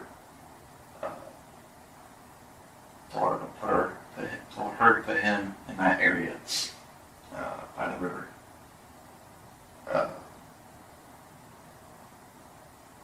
How would she be able to do that? She couldn't. Drew eventually confessed to helping Angelina dispose of Jason's body and provided a full testimony against her. With that confession, he was officially charged with conspiracy to commit aggravated murder. However, in exchange for his cooperation and testimony, his charges were reduced to obstruction of justice, and he was sentenced to just 6 months in prison. And as for Angelina Hamrick, her story ended very differently. She was charged with aggravated murder and, in April 2021, was convicted. Her sentence? Life in prison.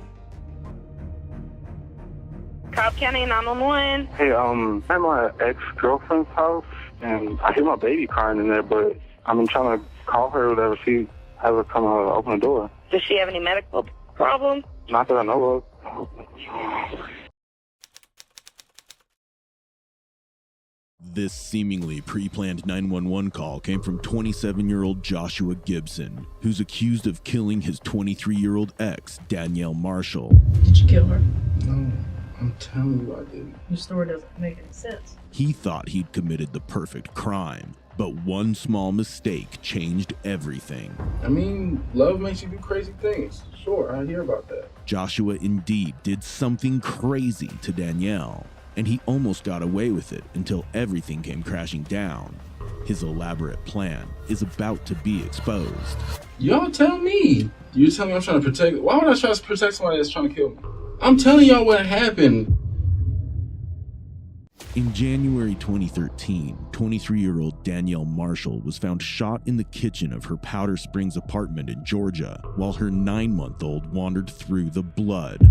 Joshua claimed he was asleep, but his story never added up. Detectives sensed something was off, yet without solid evidence, the case eventually went cold until 2015, when phone records and a friend's testimony revived it.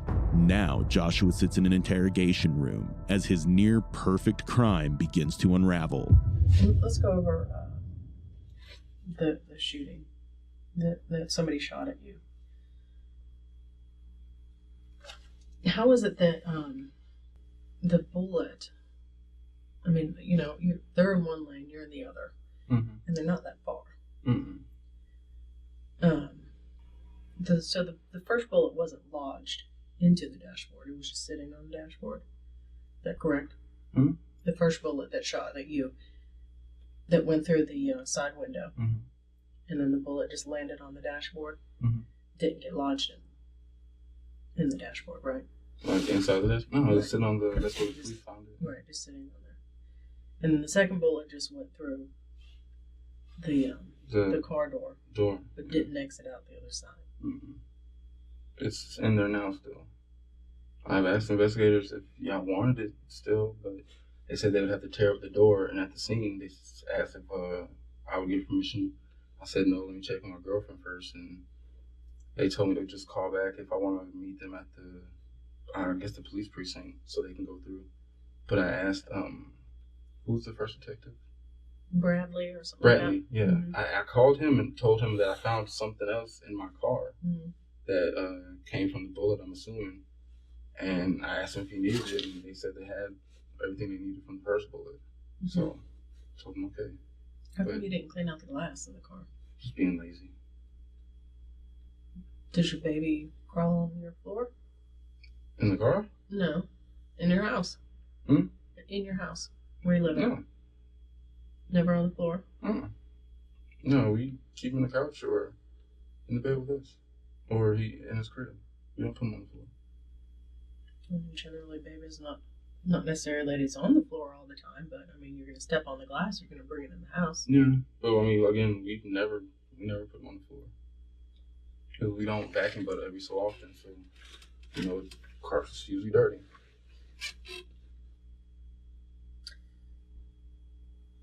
Does it make sense to you that the bullet only went through glass and didn't go through anything else and just landed on the dashboard and then went through I don't know. the one piece of metal and then didn't go through?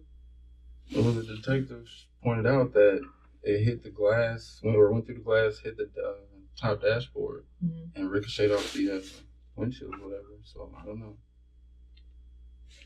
know. Is that where it happened at? Where? Where you say it happened at? That's what they told me, yeah. No, I'm asking you, is that where it happened at? Where what happened at? The shooting that you said. At my parents' house, yes. Your parents' house? Well, down the street from my parents' house. Did you go to your parents' house after? No, because I didn't want my mom asking questions about that. Why? Because I know my mother, she's always worried, always thinks the worst. And I just don't like to, the same way I like to keep things away from my sister, I keep away from my mother. You know. Put a bullet hole in the side of the car and the shattered glass. What did Well, you tell him? My mom found out a couple of days later when my girlfriend was picking up my son. I think she asked about the glass, and my girlfriend just told her it broke, whatever. As far as my sister, you know, I told her the next day when I had to take her to work, or my girlfriend was taking her to work, I told her, you're going to see glass in the car, and the window's broken, don't ask about it. And she said, why is the glass broken? I told her, don't ask about it. She said, all right. And She never asked about it. She said that you told her it was an accident. Mm-mm. That's what she said. I mean, over and over again. I told her not to ask about it. Then why would she say that you told her there was an accident? I didn't tell her that. That's what she said. That's not what I told her. Why would she lie? I don't know. But I never sat there and told her I had an accident. I specifically told her, don't ask about the glass. And the only thing she asked me was, are you okay? I said, yes, I'm okay. She said, is everything okay with you? I said, yeah, I'm fine. And I left it at that. This is Joshua's first mistake. What could have been a perfect cover slowly unravels because instead of coming clean, he plays games with the detective. The games that only grow more absurd as the case unfolds. Both of these bullets, well, you're lucky that you didn't get hit if you were in the car. I was. That they were at such close range and didn't go through but just one pane of glass, but then and also went through one door and not outside the other one. I don't know if y'all need to check the metal. It's an older car, so if y'all need to check the metal in the door and see if something's able to stop that bullet or whatever, I mean, feel free. But I'm not sure what I'm being accused of right now. I'm just saying it doesn't make any sense to me that the bullets aren't going to go through the car. It just stopped short like that. It would make more sense if somebody was further away from you and the bullet didn't have that much power behind it because it's starting to lose power. But right next, I mean, it was pretty much from right here to right here. I mean, that's how far away you are. And then now you're saying that you didn't tell your sister there was an accident, but she swears up and down that you told her it was an accident. No, I never told her it was an accident. She swears up and down that you told her that it was an accident. I didn't tell her that. It doesn't make any sense. Your story doesn't make any sense. I don't know what you want me to say. I want you to tell me something else because it doesn't make any sense. That's the truth. I'm telling you what it is, what happened. Nobody around there heard any gunshots. I didn't hear it either. Which doesn't make any sense either. All I know is I seen gun and I dug down and I closed my eyes and said, I love my kids. Which is at 10:30 at night. Mm-hmm. There's no lights on that street.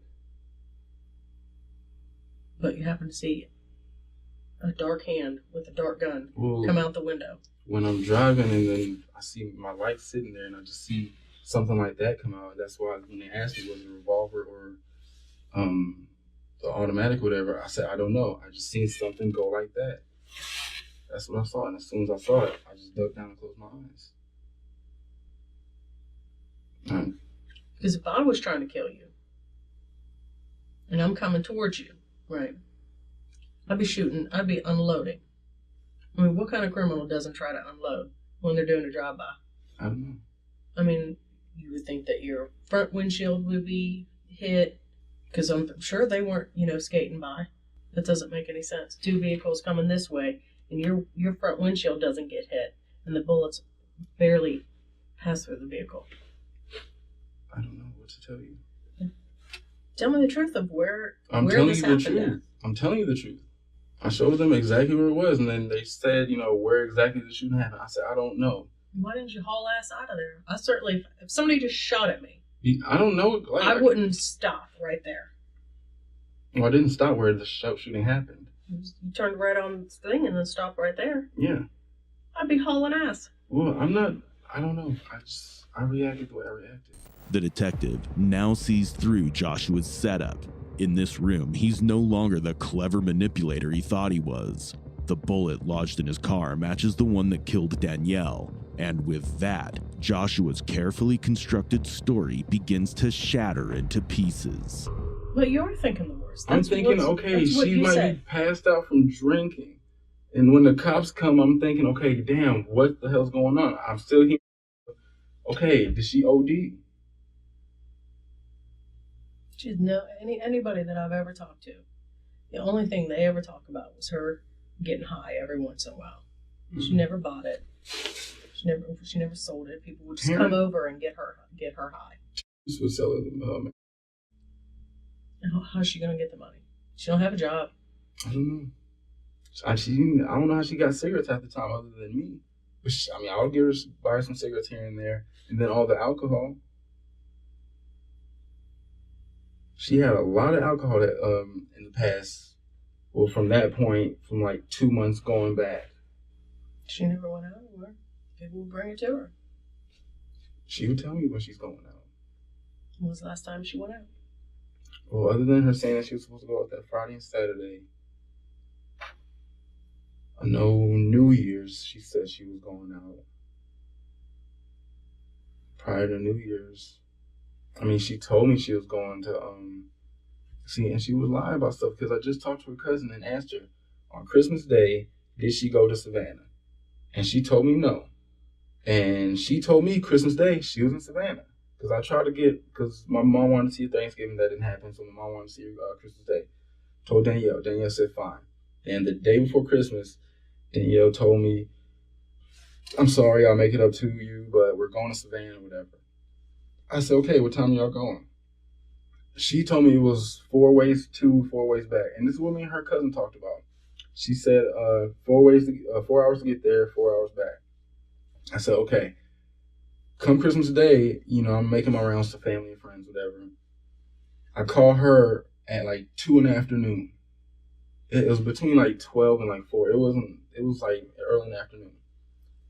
I call her, whatever, say, hey, what are you doing or whatever. And she said, I'm on my way to Savannah. I said, okay. Come like 9 or 10 o'clock, she's asking me to come over to come see my daughter. I'm like, I thought you were in Savannah. Oh no, we were already back. But it takes 4 hours to and from. So what, you spend 10 minutes in Savannah? And I told that to her cousin. Her cousin was like, no, I was trying to get her to come see me. I was like, well, she told me she was trying to see her aunt. She was like, no, I was in Savannah on Christmas Day. I was trying to get her to come see me. I was like, okay, she lied about that. So I've been trying to backtrack for like these last weeks or so, talking to her cousin. What has she been lying about? Who was she with? So now I'm thinking, okay, come Christmas Day, who was she with? So what do you think she would do if she found you screwing Danielle? Leave me. She'd be pissed. Yeah. She'd be hurt. Yeah. Right? Sure. The opposite of what you would be. Yeah. She'd be pissed, yeah. Why? If you said she's okay with you in the situation. Which situation? You said, she doesn't really care if you see Danielle. It wasn't me seeing Danielle, it was me seeing. Well, you're obviously going to see Danielle. Yeah. She didn't like the fact that Danielle had to be around. Vita wanted to see her since she was born. And she always asked, is she feeling comfortable yet? Danielle always told me, look, there's going to be a time where me and Vita's going to have to sit down and be cordial, and I'm going to get over you, and we're going to have to actually respect each other and blah, blah, blah. Did Danielle hate her? She only didn't like her because I was with her. What'd she say about it? She would talk about her being tall and big, but other than that, she admitted, like, a little while back, I always called her ugly, but I know she's not ugly. She's beautiful, and she wanted to have a threesome with us at one point. Oh, how romantic. Except nothing was ever romantic between Joshua and Danielle. Their relationship was built on abuse and violence, and Joshua made sure of that. But sure, let's believe she wanted a threesome with him and his buddy. Maybe she even wanted to die early. At least that's how Joshua paints himself, like some kind of saint. But the detective isn't buying it, and his version of the story is about to fall apart terribly. He's not like that. Danielle wanted to have a threesome. With me? Me and the joke laughed about it. I told her, went home, told her, I said, she wants to know if she could watch us and join in. And it was like, got it there. That would piss me off. So you didn't like Danielle? No. What about your sister? Sister definitely didn't care for her. When my phone would ring and if me and my sister were home, she'd always joke and say, who is that, the one you love or the one you hate? And it was a hard little joke. Would you say that you were close with your sister? Very close. Then why wouldn't you tell her about the shooting? I don't like to have stuff like that around her. I'd rather her see tunnel vision, not see what's going on. Stuff like that hurts her. Right after y'all spoke to her, she said she hates life and she wished she wasn't here. If you're so close with somebody, why wouldn't you tell her? Because you're not going to tell your kids certain things. You're not your kid. That's how I look at her, as I've raised my sister. Your parents are still married. You didn't raise your sister. My dad will let you know that everything my sister's learned and the way she is because of me, because I've been the one always there with her. And my dad will probably tell you, yeah, that's like a second father to her. Probably like a first father, when that's why she's living with me now. Probably because she doesn't want to live at home. That's part of it. But She can't support herself on her own. Well, she wants to be with her brother. One thing my parents can tell you is that we've always been inseparable. But that doesn't mean I'm going to tell her everything that's going on. If I'm close with somebody, if I'm tight with somebody, then I tell them everything that's going on. No. There's some things you're going to keep away from hurting that person or making the person feel a certain way. Now that she knows everything, she's not mad at me for it. She's like, I understand. I'm not saying that she would be mad at you for it. No, I'm just throwing it out there like she knows what our relationship is. A whole bunch of secrets. Yeah, she knows I'm not going to tell her certain things. A close person with a whole bunch of secrets. I'm sorry, but that's how our relationship is. I wouldn't call it close. I wouldn't classify it as close then. You're from the outside looking in. My parents will let you know. My uncle will let you know. Me and her are closer than anybody else in our family. Our family is very distant, very dysfunctional. Everybody's family is. I don't know one family that is functional. But as far as maybe Dr. Phil and his family, but they probably have some secrets too. But as far as who's close, everybody will let you know. My brothers aren't close. We aren't close with our older brothers. Everybody knows it's me and my little sister. That you don't tell anything to. I tell her a lot of things. I keep a lot of things from her too. Sure. Just like, certain things about my dad I keep from her. I didn't tell her about my brothers not being from my father for a long time. That doesn't mean we're not close. My mom just said, hey, I know you found out at an early age that your older two brothers are not your dad's. Let's not tell Tisha. And I didn't tell Tisha for a while. That doesn't mean that me and her aren't close. So what made you decide to tell her that Danielle was dead? When she asked me what's going on, as far as y'all talking to her, all that stuff, she asked, is everything okay? I said, sorta, I don't know. She said, are you in trouble? I said, I don't know. Why would she think you're in trouble? Why would she start to... What made her ask? Because y'all came and talked to her. No, you told her before I talked to her. I didn't tell her. Yeah, you did. No, I didn't. Vita probably told her. No, she... Okay. But I'm going to let you think about that. Because your sister told me that you told her that afternoon, that morning. The day that I spoke to your sister, you told her. Because when I came home, the day I was here, and I came in a little white jumpsuit, she said, where are you coming from? I said, don't ask. She said, all right. And I didn't tell her anything. The day that I spoke to her, I know, that was days later. The day that I spoke to her, you told her. I don't recall that. I don't know. Joshua's next slip-up comes when he insists he raised his sister. Yet when Danielle is murdered, he doesn't even tell her. That's hardly the behavior of a protector. For someone so eager to cast himself as the hero, he keeps stepping into the role of the villain. And the darkest act in his performance is still to come. So you tell me that they were lying in wait. Lying in wait for you, as they don't know when you're coming. They just keep, because there's nowhere really to park. Nobody saw anybody parked. It's dark out. They can't tell if it's your vehicle coming at them. They just happen to be in front of you and driving past you. as you're coming to your mom and dad's house, because I knew where that was, and only shoot twice.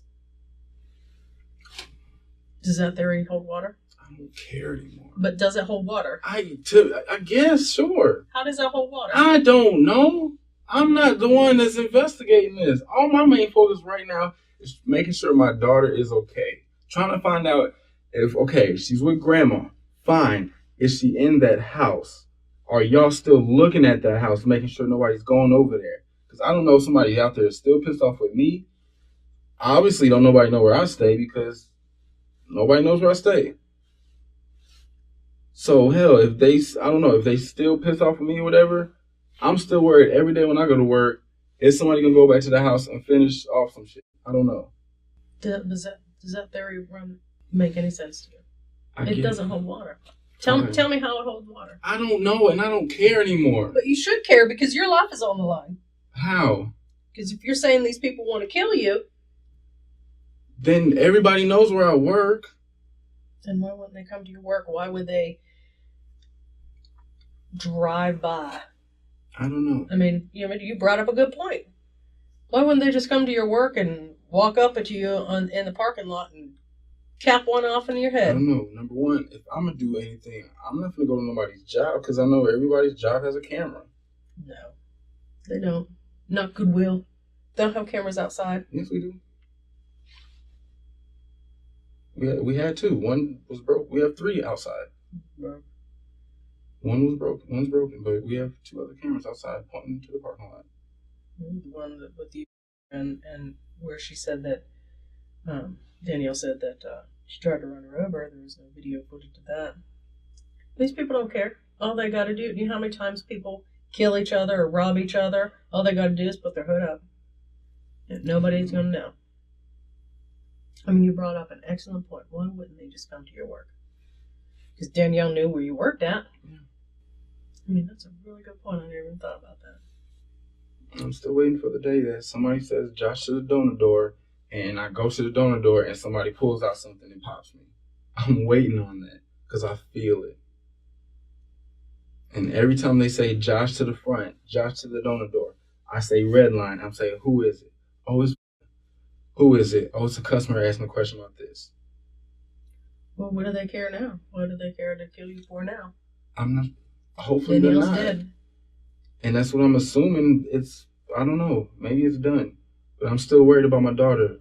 I don't know. If it's somebody, because she's had two that I know of, 2-year relationship minimums. So I don't know. And dudes do some crazy stuff. I see it all the time. I hear about it. What do you mean? I mean, love makes you do crazy things. Sure, I hear about that. It does, doesn't it? Yeah. Right. People don't need a motive of money or anything else. Love makes you do crazy things. You know who killed Danielle? I feel like I know. Who? I think it was Who was it? That's the only person I can think What of. do you mean? Okay. Because she told me for the longest she is in jail. Yeah. One. So. And one. So that's the only two people I can think of. I don't know who this Earth is. I know she said something about them having a relationship before or something, but now that you bring him up, I don't know. I gotta find out who it is. So, I mean, you brought up a real good point. Maybe your the vehicle was in the parking lot and they shot the vehicle in your parking lot. When? Because your store doesn't hold water. Why wouldn't they just go to your job? Alright, then fine. So why would I call sitting right there? Get away from where it happened. So where did it happen? You tell me. I'm telling you. Obviously, y'all don't believe me. Joshua is terrible at explaining himself. Sure, he can hold a gun, but it's clear that lying isn't his forte. Detectives face the smartest criminals and break them down, and Joshua is an easy one by comparison. Still, the detective is playing it cool, knowing that with patience, Joshua will eventually slip, revealing contradictions, and hand over the proof she needs. All that the detective has to do is wait. I mean, if it doesn't make sense. The story doesn't make sense. Does it make sense to you? It happened to me. I mean, If somebody told you that story, would it make sense? I guess. I don't know. I don't think that you do. I mean, because thinking about how dudes are, and I know, I had friends who were controlling. My best friend is controlling of his girlfriend. And hell, it's either him or me. You know, if you want to be with me, you got to get rid of him. Sure. Initially, I thought it was Danielle because I did tell her I have my legitimation. I'm still going to file for full custody. And she played really nice to me for the next maybe 2 or 3 weeks, and I thought that was strange. So initially, I sat there and then I admitted to her, I think it was you. I thought it was you. You know, I didn't speak to her for a couple of days after the situation happened. And then talking to her, I mean, I was like, all right, you know what? It probably wasn't you. Who did you piss off? Who you been talking to? How many guys know where my parents stay? Nobody. It was 2 or 3. Who? I don't know the names because she never told me, but she would tell me that a friend picked her up from my mom's house when she would bring my mom to my sister. She would bring my daughter to my mom's house. I would say, okay, who's taking you? Who's picking you up? And on 2 occasions, she said that her mom took her there, but she had a friend pick her up. And she said, you know, one time it was her cousin, but I doubt it was her cousin because I just doubt it was her cousin. She would always use her cousin as a person to do something. And I would find out that she's lying. So whenever she says, oh, my cousin did it, I know, okay, some dude, you was with some dude. Or I'm with my cousin. All right, you probably with some dude. Whatever. Still, that story don't make no sense. In a dark street. You didn't hear nothing. Nobody heard nothing. And you pull right over after somebody tried to kill you, where they would have had a much better chance of killing you. Thanks to you at your work. Pretty much anywhere else. Other than a drive-by shooting. In 2 vehicles where the bullets didn't even pass through. Hardly anything. Right. If somebody told you that story, would it make sense to you? I don't even care anymore because I'm being accused of something now.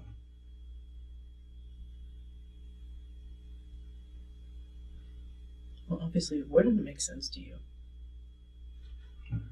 It doesn't make any sense to me. Okay. I'm trying to figure out who shot you. Who tried to kill you. Well, you're thinking it's... I know that ain't it. No? Who did? Who was it then? I don't know. Was it in the car you shot at her? No. Because you don't give a fuck about her. I'm not gonna kill her. Who are you trying to protect? Why would I be trying to protect someone? I don't know. Tell me. Y'all tell me. I'm telling y'all what happened the day of now, and you're telling me I'm trying to protect. Why would I try to protect somebody that's trying to kill me? Right from the start, Joshua can't tell a coherent story to save his life. His tale oozes with paranoia and contradiction because he thought he would never get caught, and so never bothered to get his story straight. The irony here is that most criminals believe they've planned the perfect murder, yet when they finally face interrogation, they're seen gasping for breath. This is exactly what happens when the case resurfaces. Mr. Big Shot is suddenly nothing but flustered. And now, every stumble he makes only helps the detective tighten the noose around him. You know, don't think that you're the only person going through this, okay? As far as me talking to them. You're kind of going over and over things. Alright? It's not a okay, personal thing. but this is what I have to do. I'm investigating her death, and I'm going to question everybody and go round and round. And it's not only you that I'm questioning. That's not the problem I'm having. It's nothing even to do with the situation. I used to lie a lot as a kid. Everybody lies. But I did a lot of it, about everything. And my parents never believed me to this day. That's why my mom, when she questions me about anything, she be like, are you sure? And I'm like, yes. I've been trying to, or I can't even say been trying because I'm 24 years old now. Since like high school, I've been telling the truth about everything all the time. I'm trying to keep that way. I understand with Vita, that's, you know, I've been doing a lot of lying. You know, but as far as like to my parents, to law enforcement, I've been trying to stay truthful about everything, no matter even how it makes me look. And to just, you know, still be not really believed or whatever, like that's bothering me still, and that's bringing me back to Okay. That's all it is. Well, here's what we'll do. Yes, all right? Because I want to believe you, okay? So I want you to prove me wrong. Take a lie detector test. What does that involve? It involves another person, not me, coming in here, strap you up on the machine, and talking to you. How does it work? I don't know, you can Google it. I mean, when I had to get this job, I had to do a lie detector test. It was the old kind. I'm not sure what kind they'll use. But they just strap some stuff on you, just strap a little thing on your finger. They talk to you about the events, and then they'll turn the machine on. It's just like questions, or It's just questions. When does it have to happen? Whenever you're ready. Prove me wrong. I mean, prove me wrong. You want to do that? Right now, I really feel like I don't know how far y'all gotten, but I'm probably gonna have to go talk to another lawyer about this situation. You can go talk to a lawyer. I'm just saying. I mean, you're not the only person that I'm talking to. I'm going to, solve who did this case, and for you to get my name away. Get your name away from it. Best thing for you to do. Strap it on. All right, I'm gonna talk to a lawyer about the situation because again, I don't know what's gonna happen, and I'll probably look into doing that as soon as possible. Okay. I'm gonna print off. We're gonna leave here. I'm gonna print off a little sheet. You can sign it, and then we'll set it up. And then you can prove me wrong. Any way I can get my cell phone back soon? I'll talk to the lieutenant about that, but we'll look into it. You ready? Come on.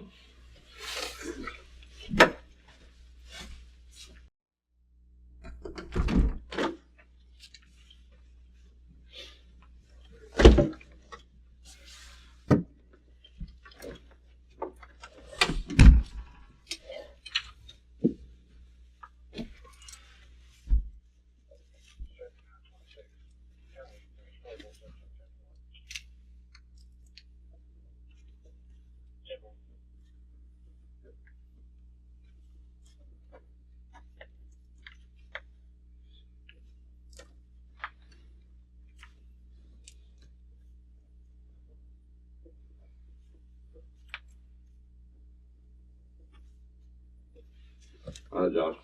We've been informed Lieutenant Cadwell, Powder Springs Police, is Investigator Nick O'Connor from the DA's office. All right. I'd like to talk to you and ask you some questions, clear some stuff up. Is that all right with you? Mm-hmm. You don't want to talk? No. Okay. All right, bro. We're gonna transport you up to the jail. All right. Joshua holds on to his denials to the bitter end. Any trace of affection for Danielle vanished long ago, if it ever existed. Refusing the lie detector test also cements his unraveling credibility, another final nail in his coffin. By the end, his story is in ruins, and Danielle would finally receive justice. After 5 years of investigation into Danielle Marshall's murder in 2013, Joshua Gibson finally went to trial on January 31st, 2018. He faced charges of murder, aggravated assault, and possession of a firearm during a crime. Prosecutors presented evidence of a history of domestic violence, Danielle's journals, phone records, and a key witness who placed Gibson at the scene to cement their case. On the other hand, the defense continued to insist on his innocence. But after a few days, the jury deliberated 45 minutes and found him guilty on February 9th, 2018. Despite this, can anyone truly understand what drove him to commit such a calculated act?